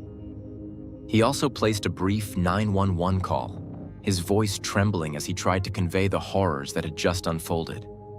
The story he relayed to authorities was harrowing, almost too wild to believe, leaving detectives unsure of where to begin their investigation. Detectives first canvassed the neighborhood, speaking to neighbors and anyone who might have noticed something unusual that morning. They also interviewed Connie and Richard's friends, searching for any leads. During these conversations, it came to light that the couple had been embroiled in a dispute with a contractor in the months leading up to the tragedy. Dissatisfied with work performed on their home, they had sued the contractor for several $1,000s. After the lawsuit, tensions escalated. One of their cars had its windshield smashed, and Connie grew increasingly anxious. Though she had always been apprehensive about firearms, her growing sense of unease led them to purchase guns for protection. The contractor in question, a man named Ken, admitted to harboring resentment over the lawsuit but vehemently denied any involvement in the crime. He described the ordeal as something he had tried to forget, likening it to a bad dream. Detectives initially found his history with the Dabates family compelling, but soon uncovered details that cast doubt on his culpability. Ken willingly cooperated with their investigation, allowing them to search his devices and photograph him. Moreover, his physical description, height, build, and voice, did not align with Richard's account of the masked intruder. Given his solid alibi and lack of a criminal record, Ken was eventually ruled out as a suspect. As Christmas turned into the last days of December, the investigation continued, and the authorities were determined to piece together the mystery. Meanwhile, the town of Ellington prepared to bid farewell to Connie. Her wake drew hundreds of mourners, a testament to the profound impact she had on the community. Despite freezing temperatures, people stood in line for hours to pay their respects and offer condolences to Richard and the couple's children. Among those in attendance were Connie's two best friends of over 20 years. They were struck by an unsettling realization as they spoke with Richard during the funeral. "How do you know my wife?" Richards asked, his face blank and his tone oddly detached. The friends exchanged confused glances but chose to chalk it up to the immense stress he must have been under. Still, something about the encounter unsettled them, and later, as they reflected on the day, they couldn't shake the observation. There wasn't a single mark on him. No bruises, no scratches, nothing. Adding to the growing unease, Richard left the funeral unusually early, even before many of Connie's closest family members. For a grieving husband, his actions seemed uncharacteristic, leaving many attendees whispering in hushed tones. Despite the passing of 2 weeks, the police had yet to make an arrest in Connie's murder. The lack of progress in the investigation frustrated both the family and the community. Detectives were methodical, waiting for lab results to come back and working tirelessly to piece together the evidence.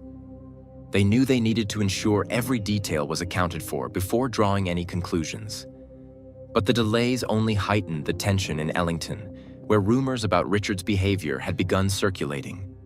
In the days following Connie's death, Richard's behavior became a hot topic of conversation.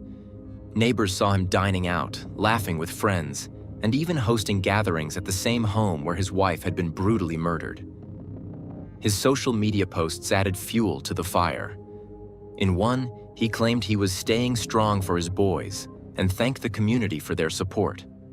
While grief manifests differently for everyone, many found Richard's casual demeanor deeply unsettling. "If you didn't know his story," one neighbor remarked, "you'd have no idea he'd just lost his wife." Even those closest to Connie began questioning Richard's version of events, and the detectives took note.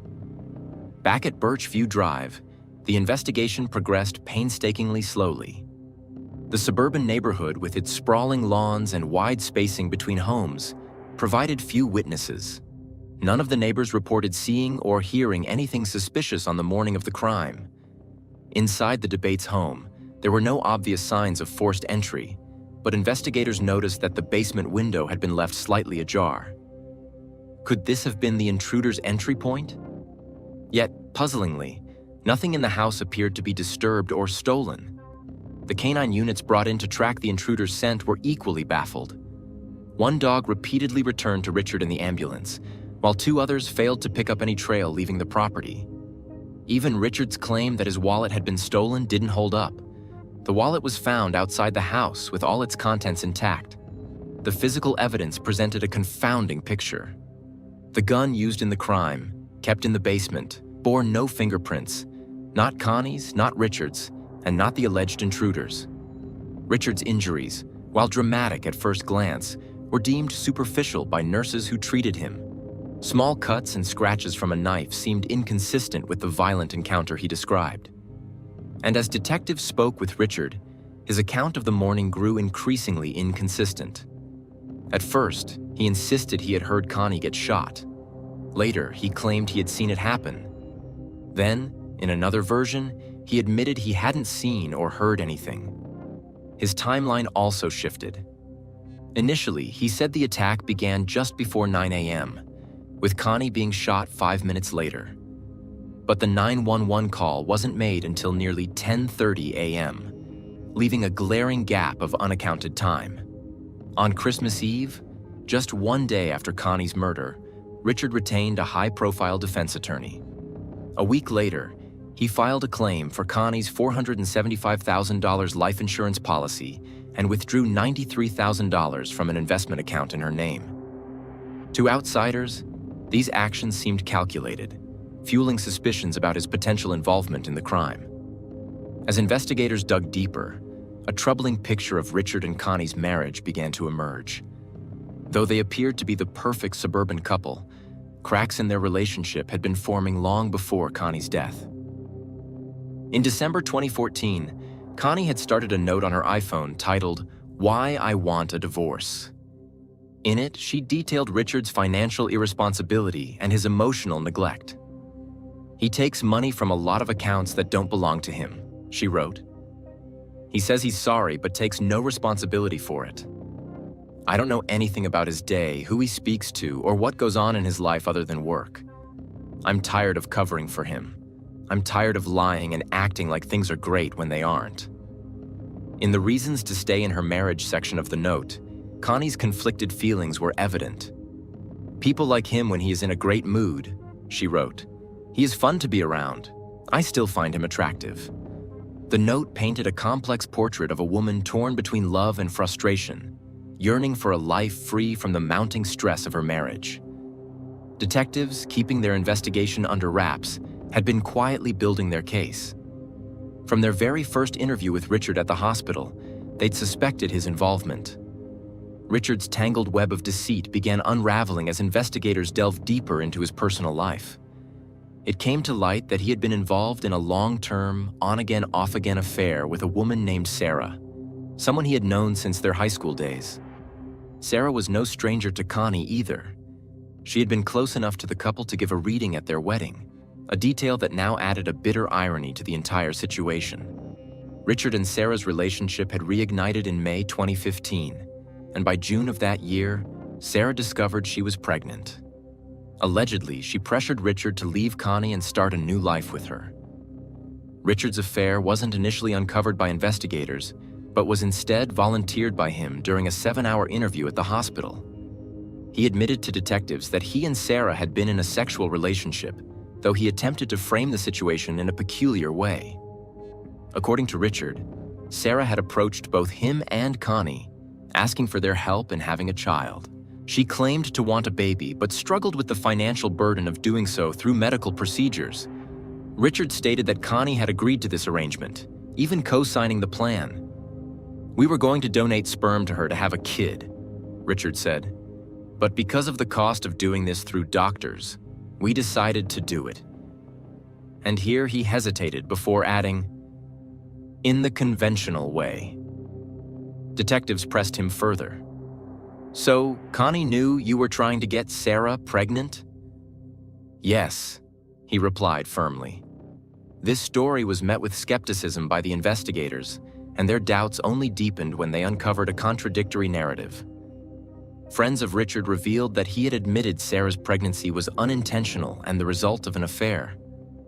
Under questioning, Richard offered yet another version of events, claiming that Connie, unable to have another child herself, had wanted Sarah to serve as a surrogate.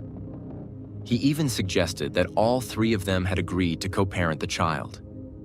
Detectives, unconvinced by this improbable tale, pushed harder, and Richard eventually confessed that the pregnancy was indeed accidental and that the affair had lasted for over a month.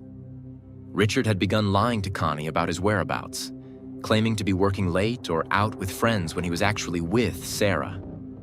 To Sarah, he painted a very different picture, professing his love for her and assuring her he was on the verge of divorcing Connie.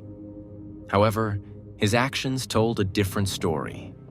In late 2015, Richard took Connie on a romantic trip to Vermont. When Connie shared photos of the trip on Facebook, Sarah saw them and realized Richard had been lying about his intentions to leave his wife. Whether or not Connie had any knowledge of the affair remains uncertain. Friends close to her strongly believed she would have confided in someone if she had known. However, evidence suggested that Richard's mounting lies and entanglements may have led him to view Connie as an obstacle to be removed. In June 2015, Richard had even consulted a divorce attorney but had not filed any paperwork. 2 days before Connie's murder, Richard sent a text to Sarah, promising he would leave his wife. A day later, he sent another message, telling Sarah he loved her and would see her the next day. Meanwhile, Connie's phone showed a tense conversation between her and Richard. On the day before her death, she accused him of lying, texting, "You lied to me, and I am again cleaning up your mess. Great day off, and Merry Christmas." Richard's reply was chilling in hindsight. "It will be a very Merry Christmas." The revelations didn't stop there. Investigators discovered that Richard had been using a secret credit card to lavish Sarah with gifts, pay for hotel stays, and even spend over $1,000 at a strip club. Internet searches on his devices included terms like deadly over-the-counter combinations, raising further suspicions. Yet the most damning evidence was still to come.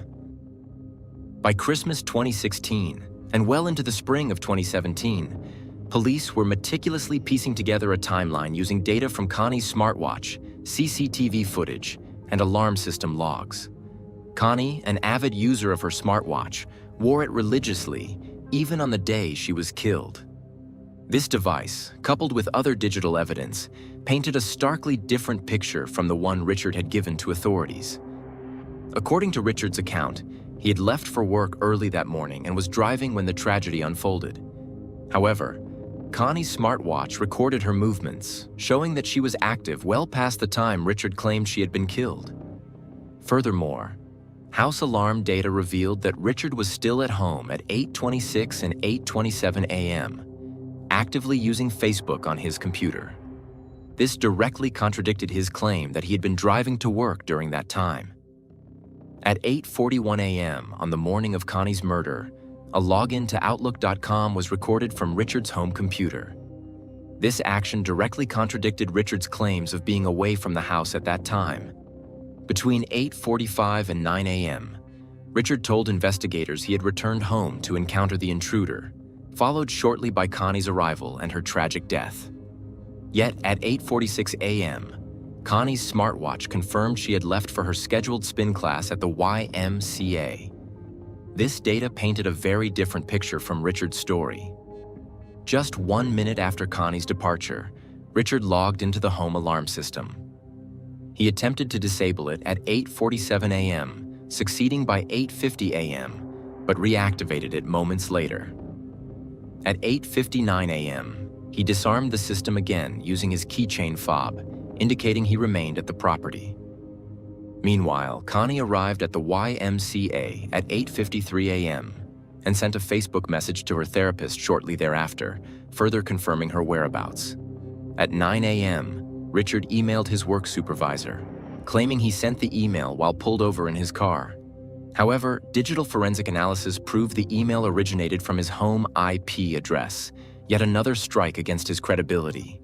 By 9 a.m., Connie left the YMCA and returned to her car. At 9:18 a.m., Richard accessed the YMCA's website, seemingly attempting to track her activities. At 9:23 a.m., Connie's smartwatch registered activity as the garage door at the house opened. Between 9:40 and 9:46 a.m., she was observed active on Facebook, further confirming her movements and dispelling Richard's claims of her death occurring much earlier. It seemed Richard was stalling for time, possibly trying to orchestrate a way to lure Connie into the basement. Connie's smartwatch recorded her final movements at 10 a.m., with her heart rate and activity abruptly ceasing. At 10:12 a.m., the home's alarm was activated using Richard's keychain fob, marking the moment he initiated his staged narrative. Despite his insistence of an intruder, the forensic data showed Connie's death occurred nearly an hour after Richard initially claimed, and her movements prior to her demise did not align with any attempt to flee an attacker. The data undermined every part of Richard's timeline. Finally, in April 2017, Richard was arrested and charged with the murder of his wife, more than a year after her tragic death. The arrest marked a significant breakthrough in a case that had captivated the local community and beyond. A 50-page arrest warrant detailed what investigators had uncovered about the Dabate's marriage, the inconsistencies in Richard's story, and the overwhelming evidence against him. Richard faced charges of murder, tampering with evidence, and providing false statements to law enforcement. Held initially under a $1 million bond, Richard's attorney issued a statement asserting his client's innocence, claiming he would be vindicated at trial. Despite the severity of the charges, Richard posted bail and was released pending trial. More tragedy struck the Dabate's family in 2019 when Connie's father passed away after a prolonged illness. He had been determined to see justice for his daughter, holding on for as long as he could. Connie's brother expressed sorrow that their father's body finally gave out before seeing Richard held accountable. The grief compounded the family's sense of loss as they awaited closure that seemed endlessly delayed. Richard's trial was originally scheduled for April 2020, but the global pandemic disrupted the proceedings. Further delays occurred when Richard's defense attorney passed away, requiring the appointment of new representation. These setbacks pushed the trial back by 2 years. Finally, in April 2022, the long-awaited trial began, over 6 years after Connie's murder. The now former detective took the witness stand and testified before the jurors, explaining that Richard Dabates had willingly provided law enforcement with consent to conduct a thorough search of his home in Ellington. This search included a detailed examination of his iPhone, a request for DNA swabs, and the collection of gunshot residue samples. In addition to the defendant's cooperation, the prosecution introduced a considerable amount of physical evidence, which included photographs of Richard Dabates' injuries taken while he was hospitalized. Also presented were various items of clothing found on him, such as his blood-stained shoe, which further implicated him in the case. In total, the prosecution submitted an astounding 600 pieces of evidence during the trial. Additionally, over 130 witnesses, including Richard Dabates himself, were called to testify. Richard's legal defense team vehemently argued that law enforcement had focused their efforts solely on him from the outset, accusing them of tunnel vision. The protection highlighted certain pieces of crucial forensic evidence, such as unknown DNA discovered at the crime scene, which they asserted could be linked to that killed Connie. They also presented testimony from a house cleaner who claimed to have seen a dark figure moving near the window of the Dabates' house on the night in question, though this was somewhat speculative. Despite this, the prosecutors depicted Richard as a man spiraling out of control. They argued that Richard killed Connie because he was terrified of the repercussions a divorce would have on his public image. Furthermore, he was deeply concerned about the financial fallout, the looming custody battle over their 2 sons, RJ and Connor, and the potential damage to his social standing. 4 weeks into the trial, a key witness took the stand, one of Connie's sisters. She revealed that the family had only learned that Connie had been shot the day after her death, during a family meeting held at their parents' home. Richard Dabates had been present at the meeting. According to the sister, when Richard arrived, he immediately uttered, "I didn't do it. There was someone in the house. They said, I need a lawyer." She also recalled that Richard appeared physically ill and distraught, as though he had been crying. She claimed that he had difficulty entering the house, adding a sense of unease to the situation. In that emotional family gathering, Richard explained to them, in a seemingly detached manner, what had transpired. He told them he had hired a lawyer who advised him to refrain from speaking further, but Richard felt compelled to provide them with an explanation of what had occurred. Connie's sister, alongside her brother-in-law who also testified, noted Richard's lack of emotional response as he shared the story of the tragic event.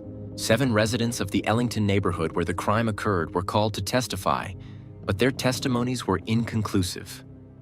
They stated they had seen nothing unusual or out of place on the day of the incident. As the trial progressed, the judge indicated that they were hopeful to conclude the prosecution's case by midweek, with no court scheduled for the following day. Richard himself took the stand in his own defense. He admitted that he had been in love with both Connie and his lover, Sarah, and that he had felt trapped in an untenable situation. However, he staunchly denied that this complicated personal life had any bearing on the murder. Richard confessed to the affair, but argued that this alone should not be used as evidence of his guilt. He insisted that he missed Connie dearly every day and would never have harmed her, particularly because of his love for their sons. Sarah, the other woman involved in his affair, also testified.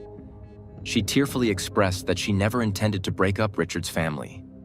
In fact, she explained, she had been willing to raise their daughter alone and had even considered not putting Richard's name on the birth certificate if he chose to stay with Connie. Sarah said she felt deep shame and embarrassment over the entire situation, but she categorically denied ever pressuring Richard to leave his wife.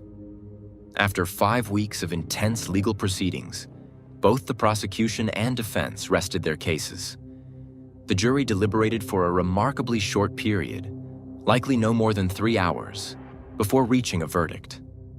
In May 2022, Richard Dabates was found guilty on all counts related to the murder of his wife, Connie.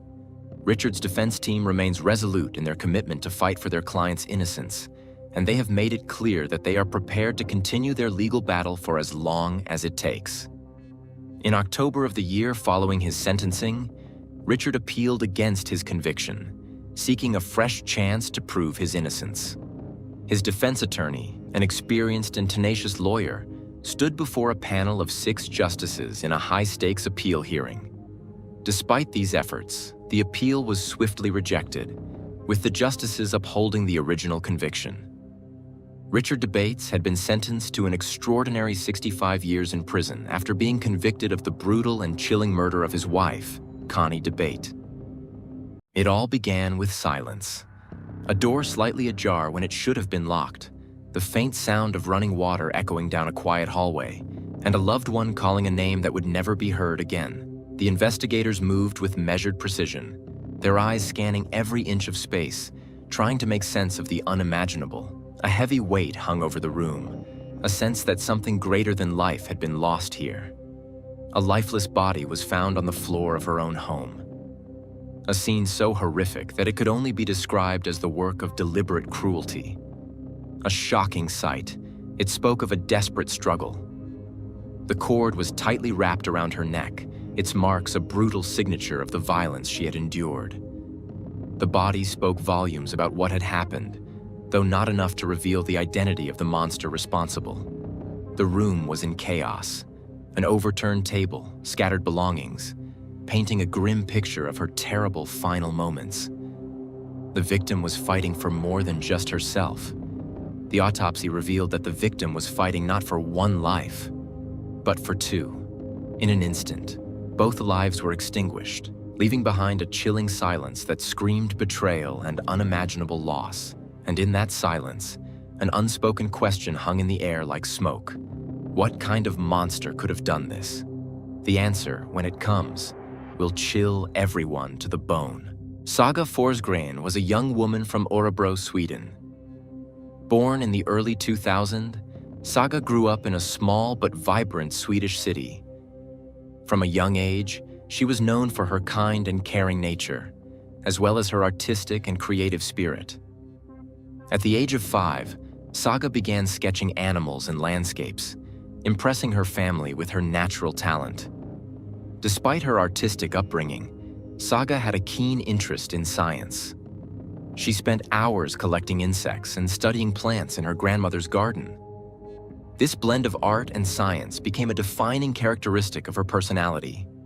Saga's village school provided a nurturing environment where her teachers recognized her potential early on. She excelled in school, particularly in subjects related to literature and the arts, and had dreams of building a future full of possibility. At 8 years old, Saga won a local art contest, which boosted her confidence and fueled her passion. She became known in her community for her imaginative drawings and stories. Her parents made sure to balance her artistic pursuits with academics, emphasizing the importance of education. Saga came from a loving family and maintained close relationships with her parents and siblings.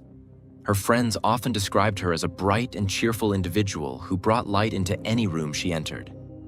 She enjoyed spending time outdoors, exploring Sweden's picturesque landscapes, and often expressed her love for nature through her art and poetry. As she transitioned into adulthood, Saga began pursuing a career that aligned with her passion for creativity and helping others. She also dreamed of starting a family, and the dreams quickly became reality. She met her beloved man, and their romance began to develop very actively. Saga, a vibrant and ambitious 20-year-old, was 7 months pregnant and eagerly anticipating the arrival of her first child. During this period, she was in a relationship with Magam Madan Ibrahim, whom she affectionately called Amin. Their 2-year relationship had been filled with ups and downs, but Saga was deeply in love with him. The couple was preparing for the birth of their son with great anticipation. According to all medical forecasts, the baby was perfectly healthy, and Saga was counting down the weeks until she would hold him in her arms. The young mother-to-be threw herself into preparing for this new chapter with unparalleled enthusiasm.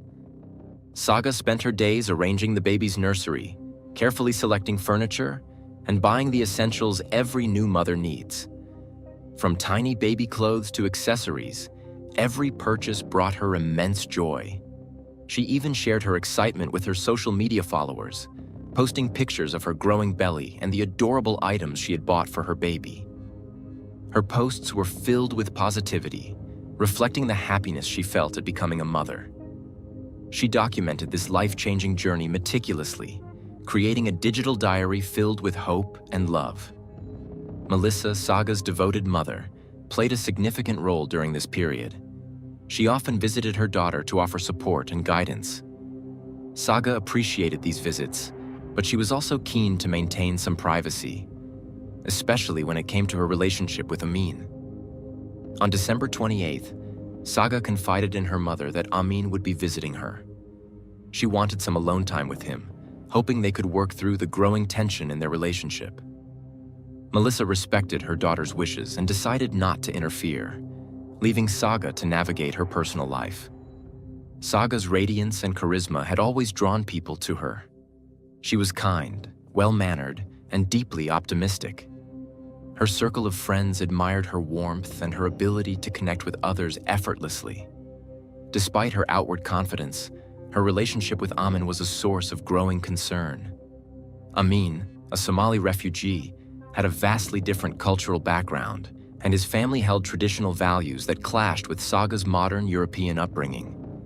Saga's relatives were wary of these cultural differences, but she remained determined to make the relationship work.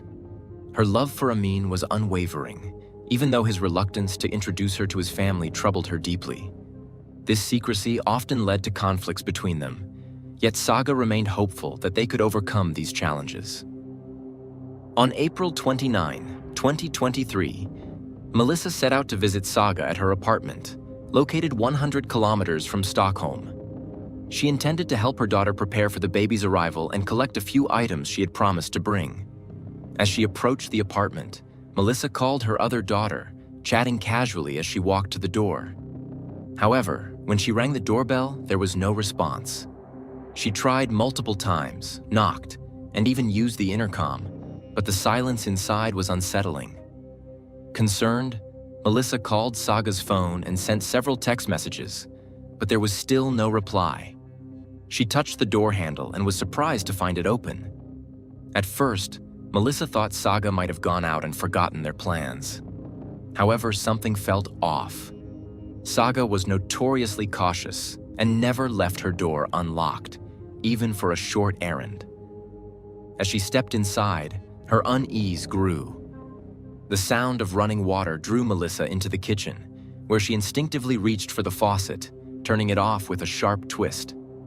A wave of unease washed over her as she called out for her daughter, her voice echoing in the silent apartment.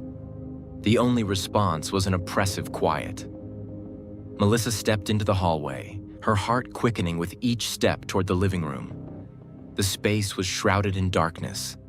The light inexplicably turned off. Her hand trembled slightly as she flipped the switch. The harsh glare illuminated a scene that would forever be seared into her memory.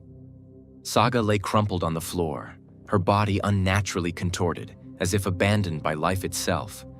Her long hair cascaded across her face, obscuring her delicate features. The stark reality of the moment was unbearable. A table lamp's cord was wound tightly around her neck, cutting deeply into her skin. A heavy tabletop had been overturned, pinning her slender frame to the floor, its weight cruelly crushing her. Melissa's legs almost gave way beneath her as she rushed forward, her maternal instincts overriding the rising tide of dread. "Saga!" Melissa's voice cracked as she knelt beside her daughter, her hands shaking uncontrollably. She screamed her name, pleading for a response. Her trembling fingers fumbled with the cord, desperately attempting to free Saga from its deadly grip. She used every ounce of strength to push the table off her daughter's chest, but the unnatural stillness of Saga's body told her the truth she couldn't bear to accept. Saga's skin was cold, her lips pale. Melissa knew, deep within her soul, that her precious daughter and her unborn grandchild were gone. Panic consumed her as she reached for her phone, frantically dialing emergency services. The operator's calm voice felt distant as Melissa described the horrific scene through choked sobs. She began CPR, her tears falling onto Saga's lifeless face. Each compression was a plea, each breath a desperate hope to undo the nightmare. When the medics arrived, they confirmed what Melissa already knew. They pronounced Saga dead, their voices clinical and detached, as if shielding themselves from the emotional gravity of the moment. The air in the apartment felt suffocating, thick with grief and unanswered questions. Melissa sat frozen, her mind replaying the haunting sight of her daughter's lifeless form. "Who could have done this?" she whispered to no one in particular, her voice raw with anguish. Saga had been so full of life, brimming with dreams and excitement for the future. The cruel finality of her death seemed impossible to comprehend. The police arrived soon after, their presence filling the apartment with an eerie blend of authority. They meticulously examined every inch of the scene, their movements precise and deliberate. Saga's injuries painted a grim picture. Bruises on her neck from the cord, blood matted in her hair, and abrasions on her arms suggesting a desperate struggle. The overturned furniture and scattered jewelry boxes hinted at a staged robbery, but the absence of forced entry deepened the mystery. At first glance, the scene hinted at a struggle but raised questions about the possibility of a staged robbery or even suicide. However, Melissa vehemently dismissed the latter. She knew her daughter, her joy in impending motherhood, and her meticulous preparations for the baby. Saga would never have harmed herself, let alone the child she was so eager to welcome. The investigators delved deeper, leveraging forensic evidence to paint a clearer picture. Fingerprints collected from various surfaces in the apartment, DNA samples from under Saga's nails, and detailed analyses of her injuries revealed an undeniable conclusion. This was a homicide. The forensic expert determined that Saga had died from strangulation, the time of death estimated between 1 and 3 a.m. The autopsy of her unborn son, a baby boy weighing 2 kilograms, only deepened the heartbreak. Melissa's grief turned to rage as she demanded justice, vowing not to rest until the perpetrator was brought to account. The investigation shocked everyone who knew Saga. She had no enemies, no ties to the criminal world, and no reason to fall victim to such a brutal act. As detectives pieced together the events leading up to her death, they began with her closest relationships. Melissa recounted the evening of April 28th, when she and Saga had dined with friends. Throughout the evening, Melissa noticed her daughter's distracted demeanor. Saga frequently checked her phone, her anxious behavior betraying her thoughts. She confided in Melissa that Amin had promised to speak to his family about their relationship and the pregnancy. This was a sensitive subject that had created mounting tension between them. Amin, a Somali Muslim raised in Europe, feared his conservative family's reaction to his relationship with Saga, a half-Thai, half-European Christian. Saga had always approached their cultural differences with optimism. She loved Amin and believed they could build a life together despite the challenges. But Melissa had her doubts. The secrecy surrounding their relationship and Amin's reluctance to introduce Saga to his family hinted at deeper issues. Though Amin himself had grown up in Europe and embraced some modern values, he remained bound by his family's traditional views. These differences often led to heated arguments between the couple, exacerbated by the pressures of Saga's pregnancy. The detectives, considering all angles, began to focus on Amin. They hypothesized that he might have disclosed the relationship to his family, triggering an aggressive response that escalated into tragedy. Melissa corroborated this theory with details of Saga's growing frustration. She had given Amin an ultimatum to come clean to his family or ending their relationship. This ultimatum, combined with Amin's fear of familial rejection, created a volatile situation. Further investigation revealed troubling evidence. Forensic analysis uncovered Amin's DNA under Saga's fingernails, consistent with the struggle. His search history raised additional red flags, with inquiries about harm to pregnant women pointing to premeditation. Moreover, despite his initial claims of being elsewhere, geolocation data placed Amin near Saga's apartment at the time of her death. These findings cast Amin as the prime suspect, unraveling his narrative and painting a chilling picture of betrayal and violence. As detectives probed deeper, a pattern of manipulation and deceit emerged. Amin had reportedly attempted to maintain control over Saga, promising change while evading responsibility. A witness, a woman named Diana, came forward, alleging that Amin had once tried to coerce her into harming Saga to induce a miscarriage. This disturbing revelation, combined with Amin's evasive behavior and evidence of infidelity, shattered any remaining illusions of innocence. This case underscores the urgent need for dialogue and education around intercultural relationships. For Saga, love was a bridge across their differences. But for Amin, it became a battleground. Such tragedies highlight the importance of fostering environments where cultural understanding and mutual respect are prioritized, preventing fear and prejudice from dictating lives. In the aftermath, Swedish society grappled with questions of integration, cultural adaptation, and the pressures placed on individuals caught between conflicting worlds. For many, Saga's story became a rallying cry for change, a testament to the need for empathy and understanding in a world often divided by differences. As the investigation progressed, detectives turned their attention to Amin's family, probing for any potential involvement in the crime. Suspicion briefly fell on Amin's mother, whose movements on the night of Saga's death raised eyebrows. Surveillance footage showed that she left her home late at night, leading investigators to look into her involvement in the murder. However, a detailed review of her timeline confirmed that she had only gone to a nearby store, returning home within 15 minutes. There was no evidence directly linking her or any other family member to the crime. Nevertheless, the family's strained dynamics added layers of complexity to the case. Amin's mother, known for her strict adherence to traditional values, had made no secret of her disapproval of his relationship with Saga.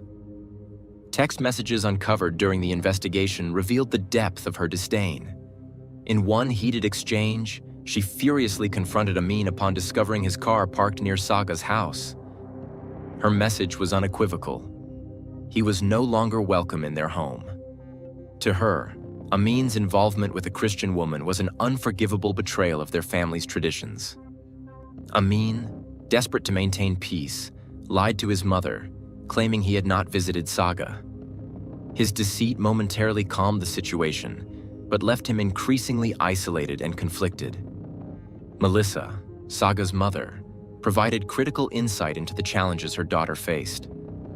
According to Melissa, the relationship between Saga and Amin began to deteriorate the moment Saga became pregnant.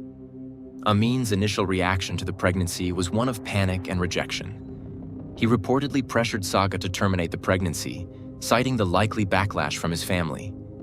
However, Saga stood firm, resolute in her decision to keep the baby.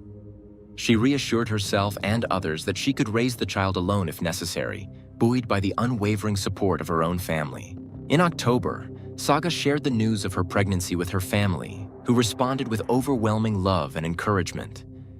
They rallied around her, offering emotional and practical support as she prepared for motherhood.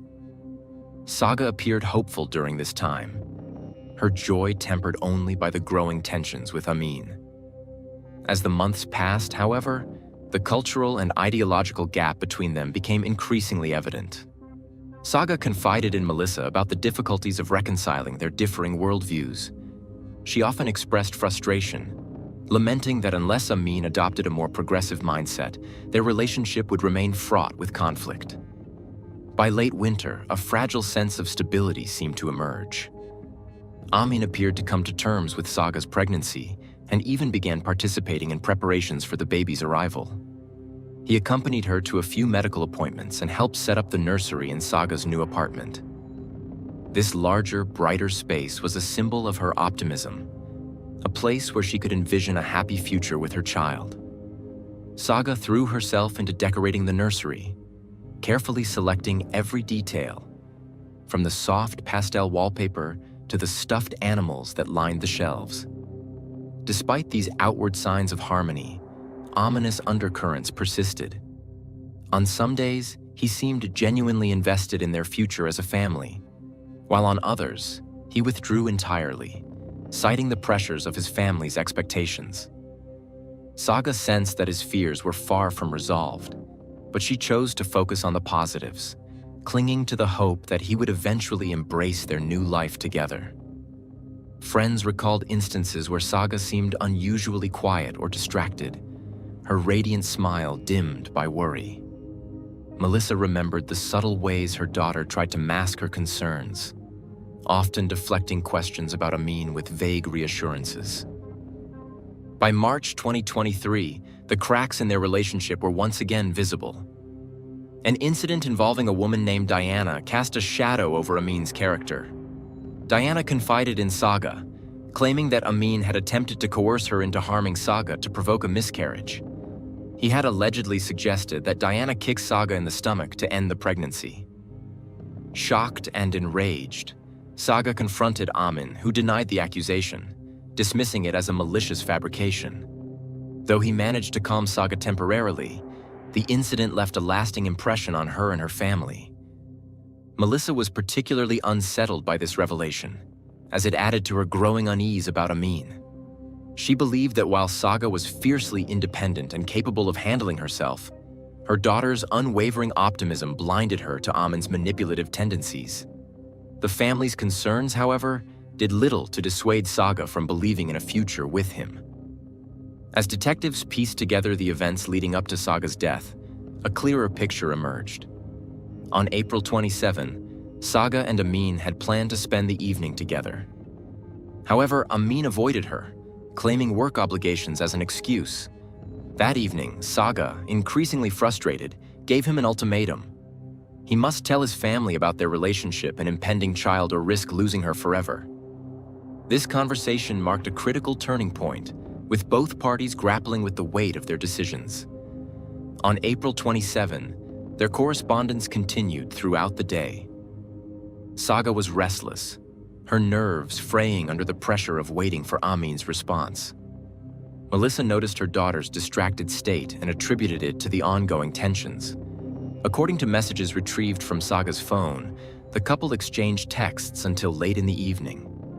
At 11 p.m., Amin sent a message stating that he could not bring himself to tell his family about Saga or their child. He argued that his family's approval mattered more than an extramarital relationship, even if it involved his own offspring. Saga's disappointment was palpable. She continued to press him, insisting that the truth would eventually come out. Her texts reflected her resolve to seek financial support for their child if they broke up, a stance that likely intensified Amin's fears. By 11:15 p.m., Amin sent his final message to Saga, admitting that the situation was overwhelming him and that he felt as though his heart would burst from the stress.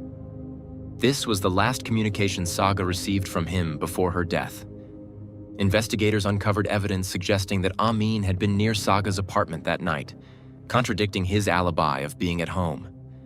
This revelation, coupled with the DNA evidence and his search history, which included queries about harm to pregnant women, painted a chilling portrait of premeditation. Saga's final hours were undoubtedly filled with anxiety and heartache. The young mother-to-be, whose life was filled with so much hope and promise, likely never anticipated the violent end that awaited her. Amin's internal conflict, his fear of family rejection, cultural shame, and the responsibilities of fatherhood seemed to culminate in a catastrophic decision. After collecting a lot of evidence, Amin was detained so that he could not leave the country. The prosecution argued that Amin's actions following Saga's death, including the staged robbery, served only to deepen his culpability. Their case was bolstered by the discovery of several items reported missing from Saga's apartment, which were later found in Amin's possession during searches conducted by law enforcement. When questioned, Amin claimed that these items were either his personal belongings or gifts from a friend, but investigators found no credible evidence to support his assertions.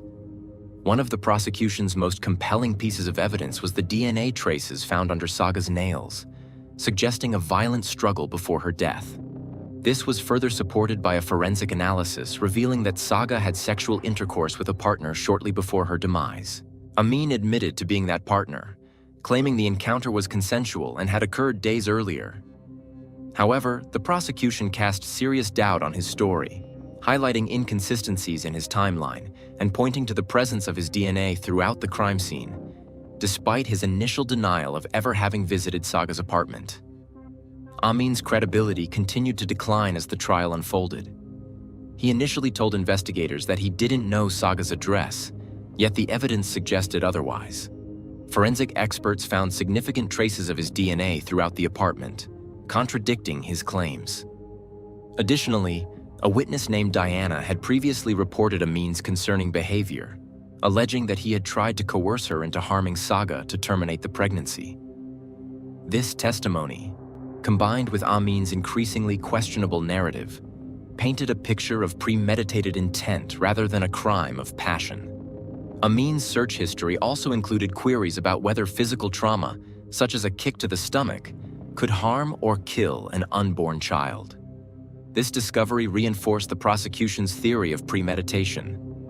Moreover, numerous text messages between Amin and Saga, spanning several months, were presented in court. These messages, dating back to November 2022, revealed escalating tensions between the couple, largely centered on Saga's pregnancy. The prosecution pointed to the text messages exchanged on April 28th, the night before Saga's death, as particularly significant. In these messages, Saga appeared to be urging Amin to tell his family about their relationship and the impending birth of their child. She repeatedly pressed him to confront his fears, framing his silence as unacceptable. The defense attempted to argue that Saga's persistence had placed undue emotional pressure on Amin, but the prosecution dismissed this as an irrelevant justification for murder. According to the prosecution's timeline, Amin never intended to disclose his relationship with Saga to his family. Instead, he went to her apartment, armed with an ulterior motive. They theorized that Saga's insistence on transparency and financial support had cornered Amin, leaving him to act out of fear and desperation. In their words, his response was cold-blooded and calculated, driven by a banal fear of familial rejection rather than genuine remorse or concern. The defense argued that the DNA evidence found on Saga's body, particularly under her nails, could have been left during previous encounters, given their intimate relationship. However, Melissa, Saga's mother, strongly refuted this notion. Melissa described her daughter as meticulously clean, especially during her pregnancy. Saga had always been conscious of hygiene, and Melissa was confident that Saga would have taken a shower and changed into fresh clothes before meeting with Amin that evening. This argument suggested that the DNA evidence was fresh, likely deposited during the fatal struggle. This crucial point significantly undermined the defense's claim that the DNA could have been residual from earlier interactions. It became clear that the physical evidence aligned with the prosecution's narrative of a violent confrontation. Amin's behavior following Saga's death further implicated him. In the hours after the murder, Amin deleted Saga from his Snapchat and other social media platforms. He also cleared his digital correspondence with her from the days leading up to her death. These actions, while not direct evidence of guilt, strongly suggested an attempt to obscure his connection to the crime. Investigators, however, were able to recover the deleted data, which provided additional insights into the dynamics of their relationship and Amin's state of mind leading up to the murder. The restored data included conversations revealing Amin's growing frustration with Saga's demands and his reluctance to confront his family about their relationship. His final message to Saga expressed his mounting anxiety, claiming that the situation was overwhelming him. One of the most critical pieces of evidence was Amin's geolocation data. Records showed that around 8 p.m. on April 28th, Amin was near Saga's apartment building. Witnesses also reported seeing a man matching his description loitering in the area, though he didn't approach the building at that time. Investigators theorized that Amin was waiting, either gathering his resolve or ensuring that Saga was alone. The situation took a more sinister turn when investigators uncovered critical evidence about Amin's activities during the night of Saga's murder. Phone records revealed that Amin's phone was deliberately placed in airplane mode between midnight and 2 a.m., a 2-hour window aligning with the estimated time of Saga's death. During this period, Amin's close friend Samir had made multiple attempts to contact him, all of which went unanswered. At precisely 2:16 a.m., Amin's phone was reactivated, and location data placed him far from Saga's apartment. This timeline fits seamlessly with forensic experts' conclusions, effectively dismantling Amin's alibi and implicating him directly in the crime.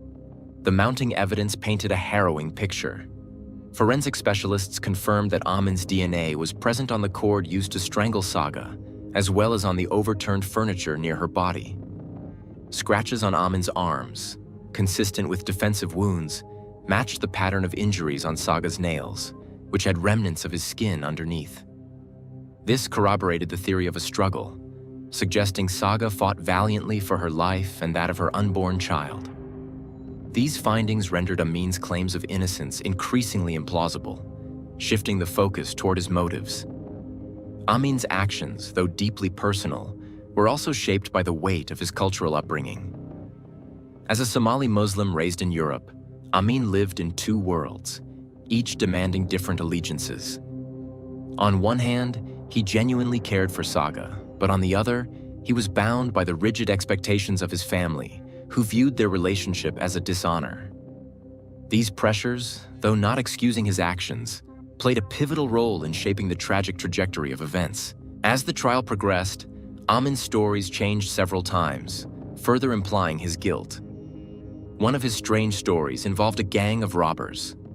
According to this version, Amin had hidden a large sum of money in Saga's apartment, money he claimed was targeted by criminals. He alleged that these robbers broke in to retrieve the cash and killed Saga when she tried to intervene. However, this account quickly fell apart under scrutiny. Investigators found no evidence of forced entry, a fact that strongly suggested Saga had either willingly let her assailant in or the individual had access to her home. Amin's possession of a spare key aligned far more closely with the evidence. Despite being imprisoned for 9 months during the investigation, Amin never confessed to the crime. He continued to deny his involvement but admitted certain truths that revealed the complexity of his motives. He confessed his fear of telling his family about Saga, the pregnancy, and their relationship. According to him, he genuinely loved Saga and their unborn child, but believed his family would disown him for the dishonor of being involved with a European Christian woman. Amin further admitted that his parents' conservative views left him feeling as though he had no right to pursue a relationship with someone outside his cultural and religious background. This internal conflict became a key point in understanding his actions, though it did not excuse them. Amin continued to claim that he never intended harm, emphasizing that murder was entirely out of character for him. He described this as the first and only criminal episode in his life, but the prosecution countered by painting a far darker picture. During the investigation, it was revealed that Amin had been unfaithful throughout his relationship with Saga. He had met and pursued relationships with multiple other women over the 2 years he was with her. While he denied these claims, evidence showed that many of these relationships involved intimacy. These details, while not directly linked to the crime, cast serious doubt on Amin's character and motives. The prosecution used this evidence to argue that Amin had a pattern of deceit and manipulation, further weakening his defense. Amin's lawyer tried to reframe the narrative, insisting that Amin was not guilty and that Saga's death was the result of a random robbery. Despite mounting evidence, the defense clung to this theory, claiming that the absence of a confession proved Amin's innocence. One aspect of the case that sparked widespread public outrage was the lack of charges related to the death of Saga's unborn child, a tragic victim whose life ended before it could begin. The young mother was eagerly anticipating the arrival of her baby, a healthy boy who represented hope, joy, and the future. Yet despite the circumstances of his death, the legal system failed to formally recognize him as a victim of the crime. This omission not only added to the heartbreak of Saga's family, but also ignited a fierce debate about the legal and moral frameworks surrounding unborn children in cases of violence. For Saga's loved ones, the baby was not just an extension of her, but an individual, a life with potential that was deliberately stolen. His absence was a void they could never fill, and the lack of acknowledgement by the legal system made their grief even harder to bear. They saw the omission as a denial of the baby's existence, a refusal to recognize his personhood and the magnitude of the loss they suffered. The family believed that justice demanded the inclusion of both mother and child in the charges brought against the accused, but the law's silence on this issue felt like a second betrayal. This failure also shed light on broader societal and legal challenges. In many jurisdictions, the rights of unborn children are contentious. Advocates for change argued that crimes resulting in the death of an unborn child should be prosecuted as separate offenses, reflecting the reality of dual losses for the victim's family. Others pointed to the need for clearer laws that balance reproductive rights with the need for justice in cases of violent acts against pregnant women. The prosecution's focus on the mother's murder to the exclusion of the child's death was seen as a missed opportunity to push for justice on a broader scale. For the public and Saga's family, the absence of charges for the death of her child wasn't just a legal oversight, it was a moral failing. It served as a painful reminder of how the law often lags behind the emotional and ethical realities faced by victims and their families. The case attracted significant media attention, not just because of the horrific nature of the crime, but also due to its broader implications. It reignited heated debates about migration, cultural integration, and the challenges faced by increasingly diverse societies like Sweden. Many pointed to the difficulties migrants encounter when trying to adapt to European societal norms and values. Critics argued that some communities resist integration and maintain rigid cultural practices, leading to clashes that can have devastating consequences.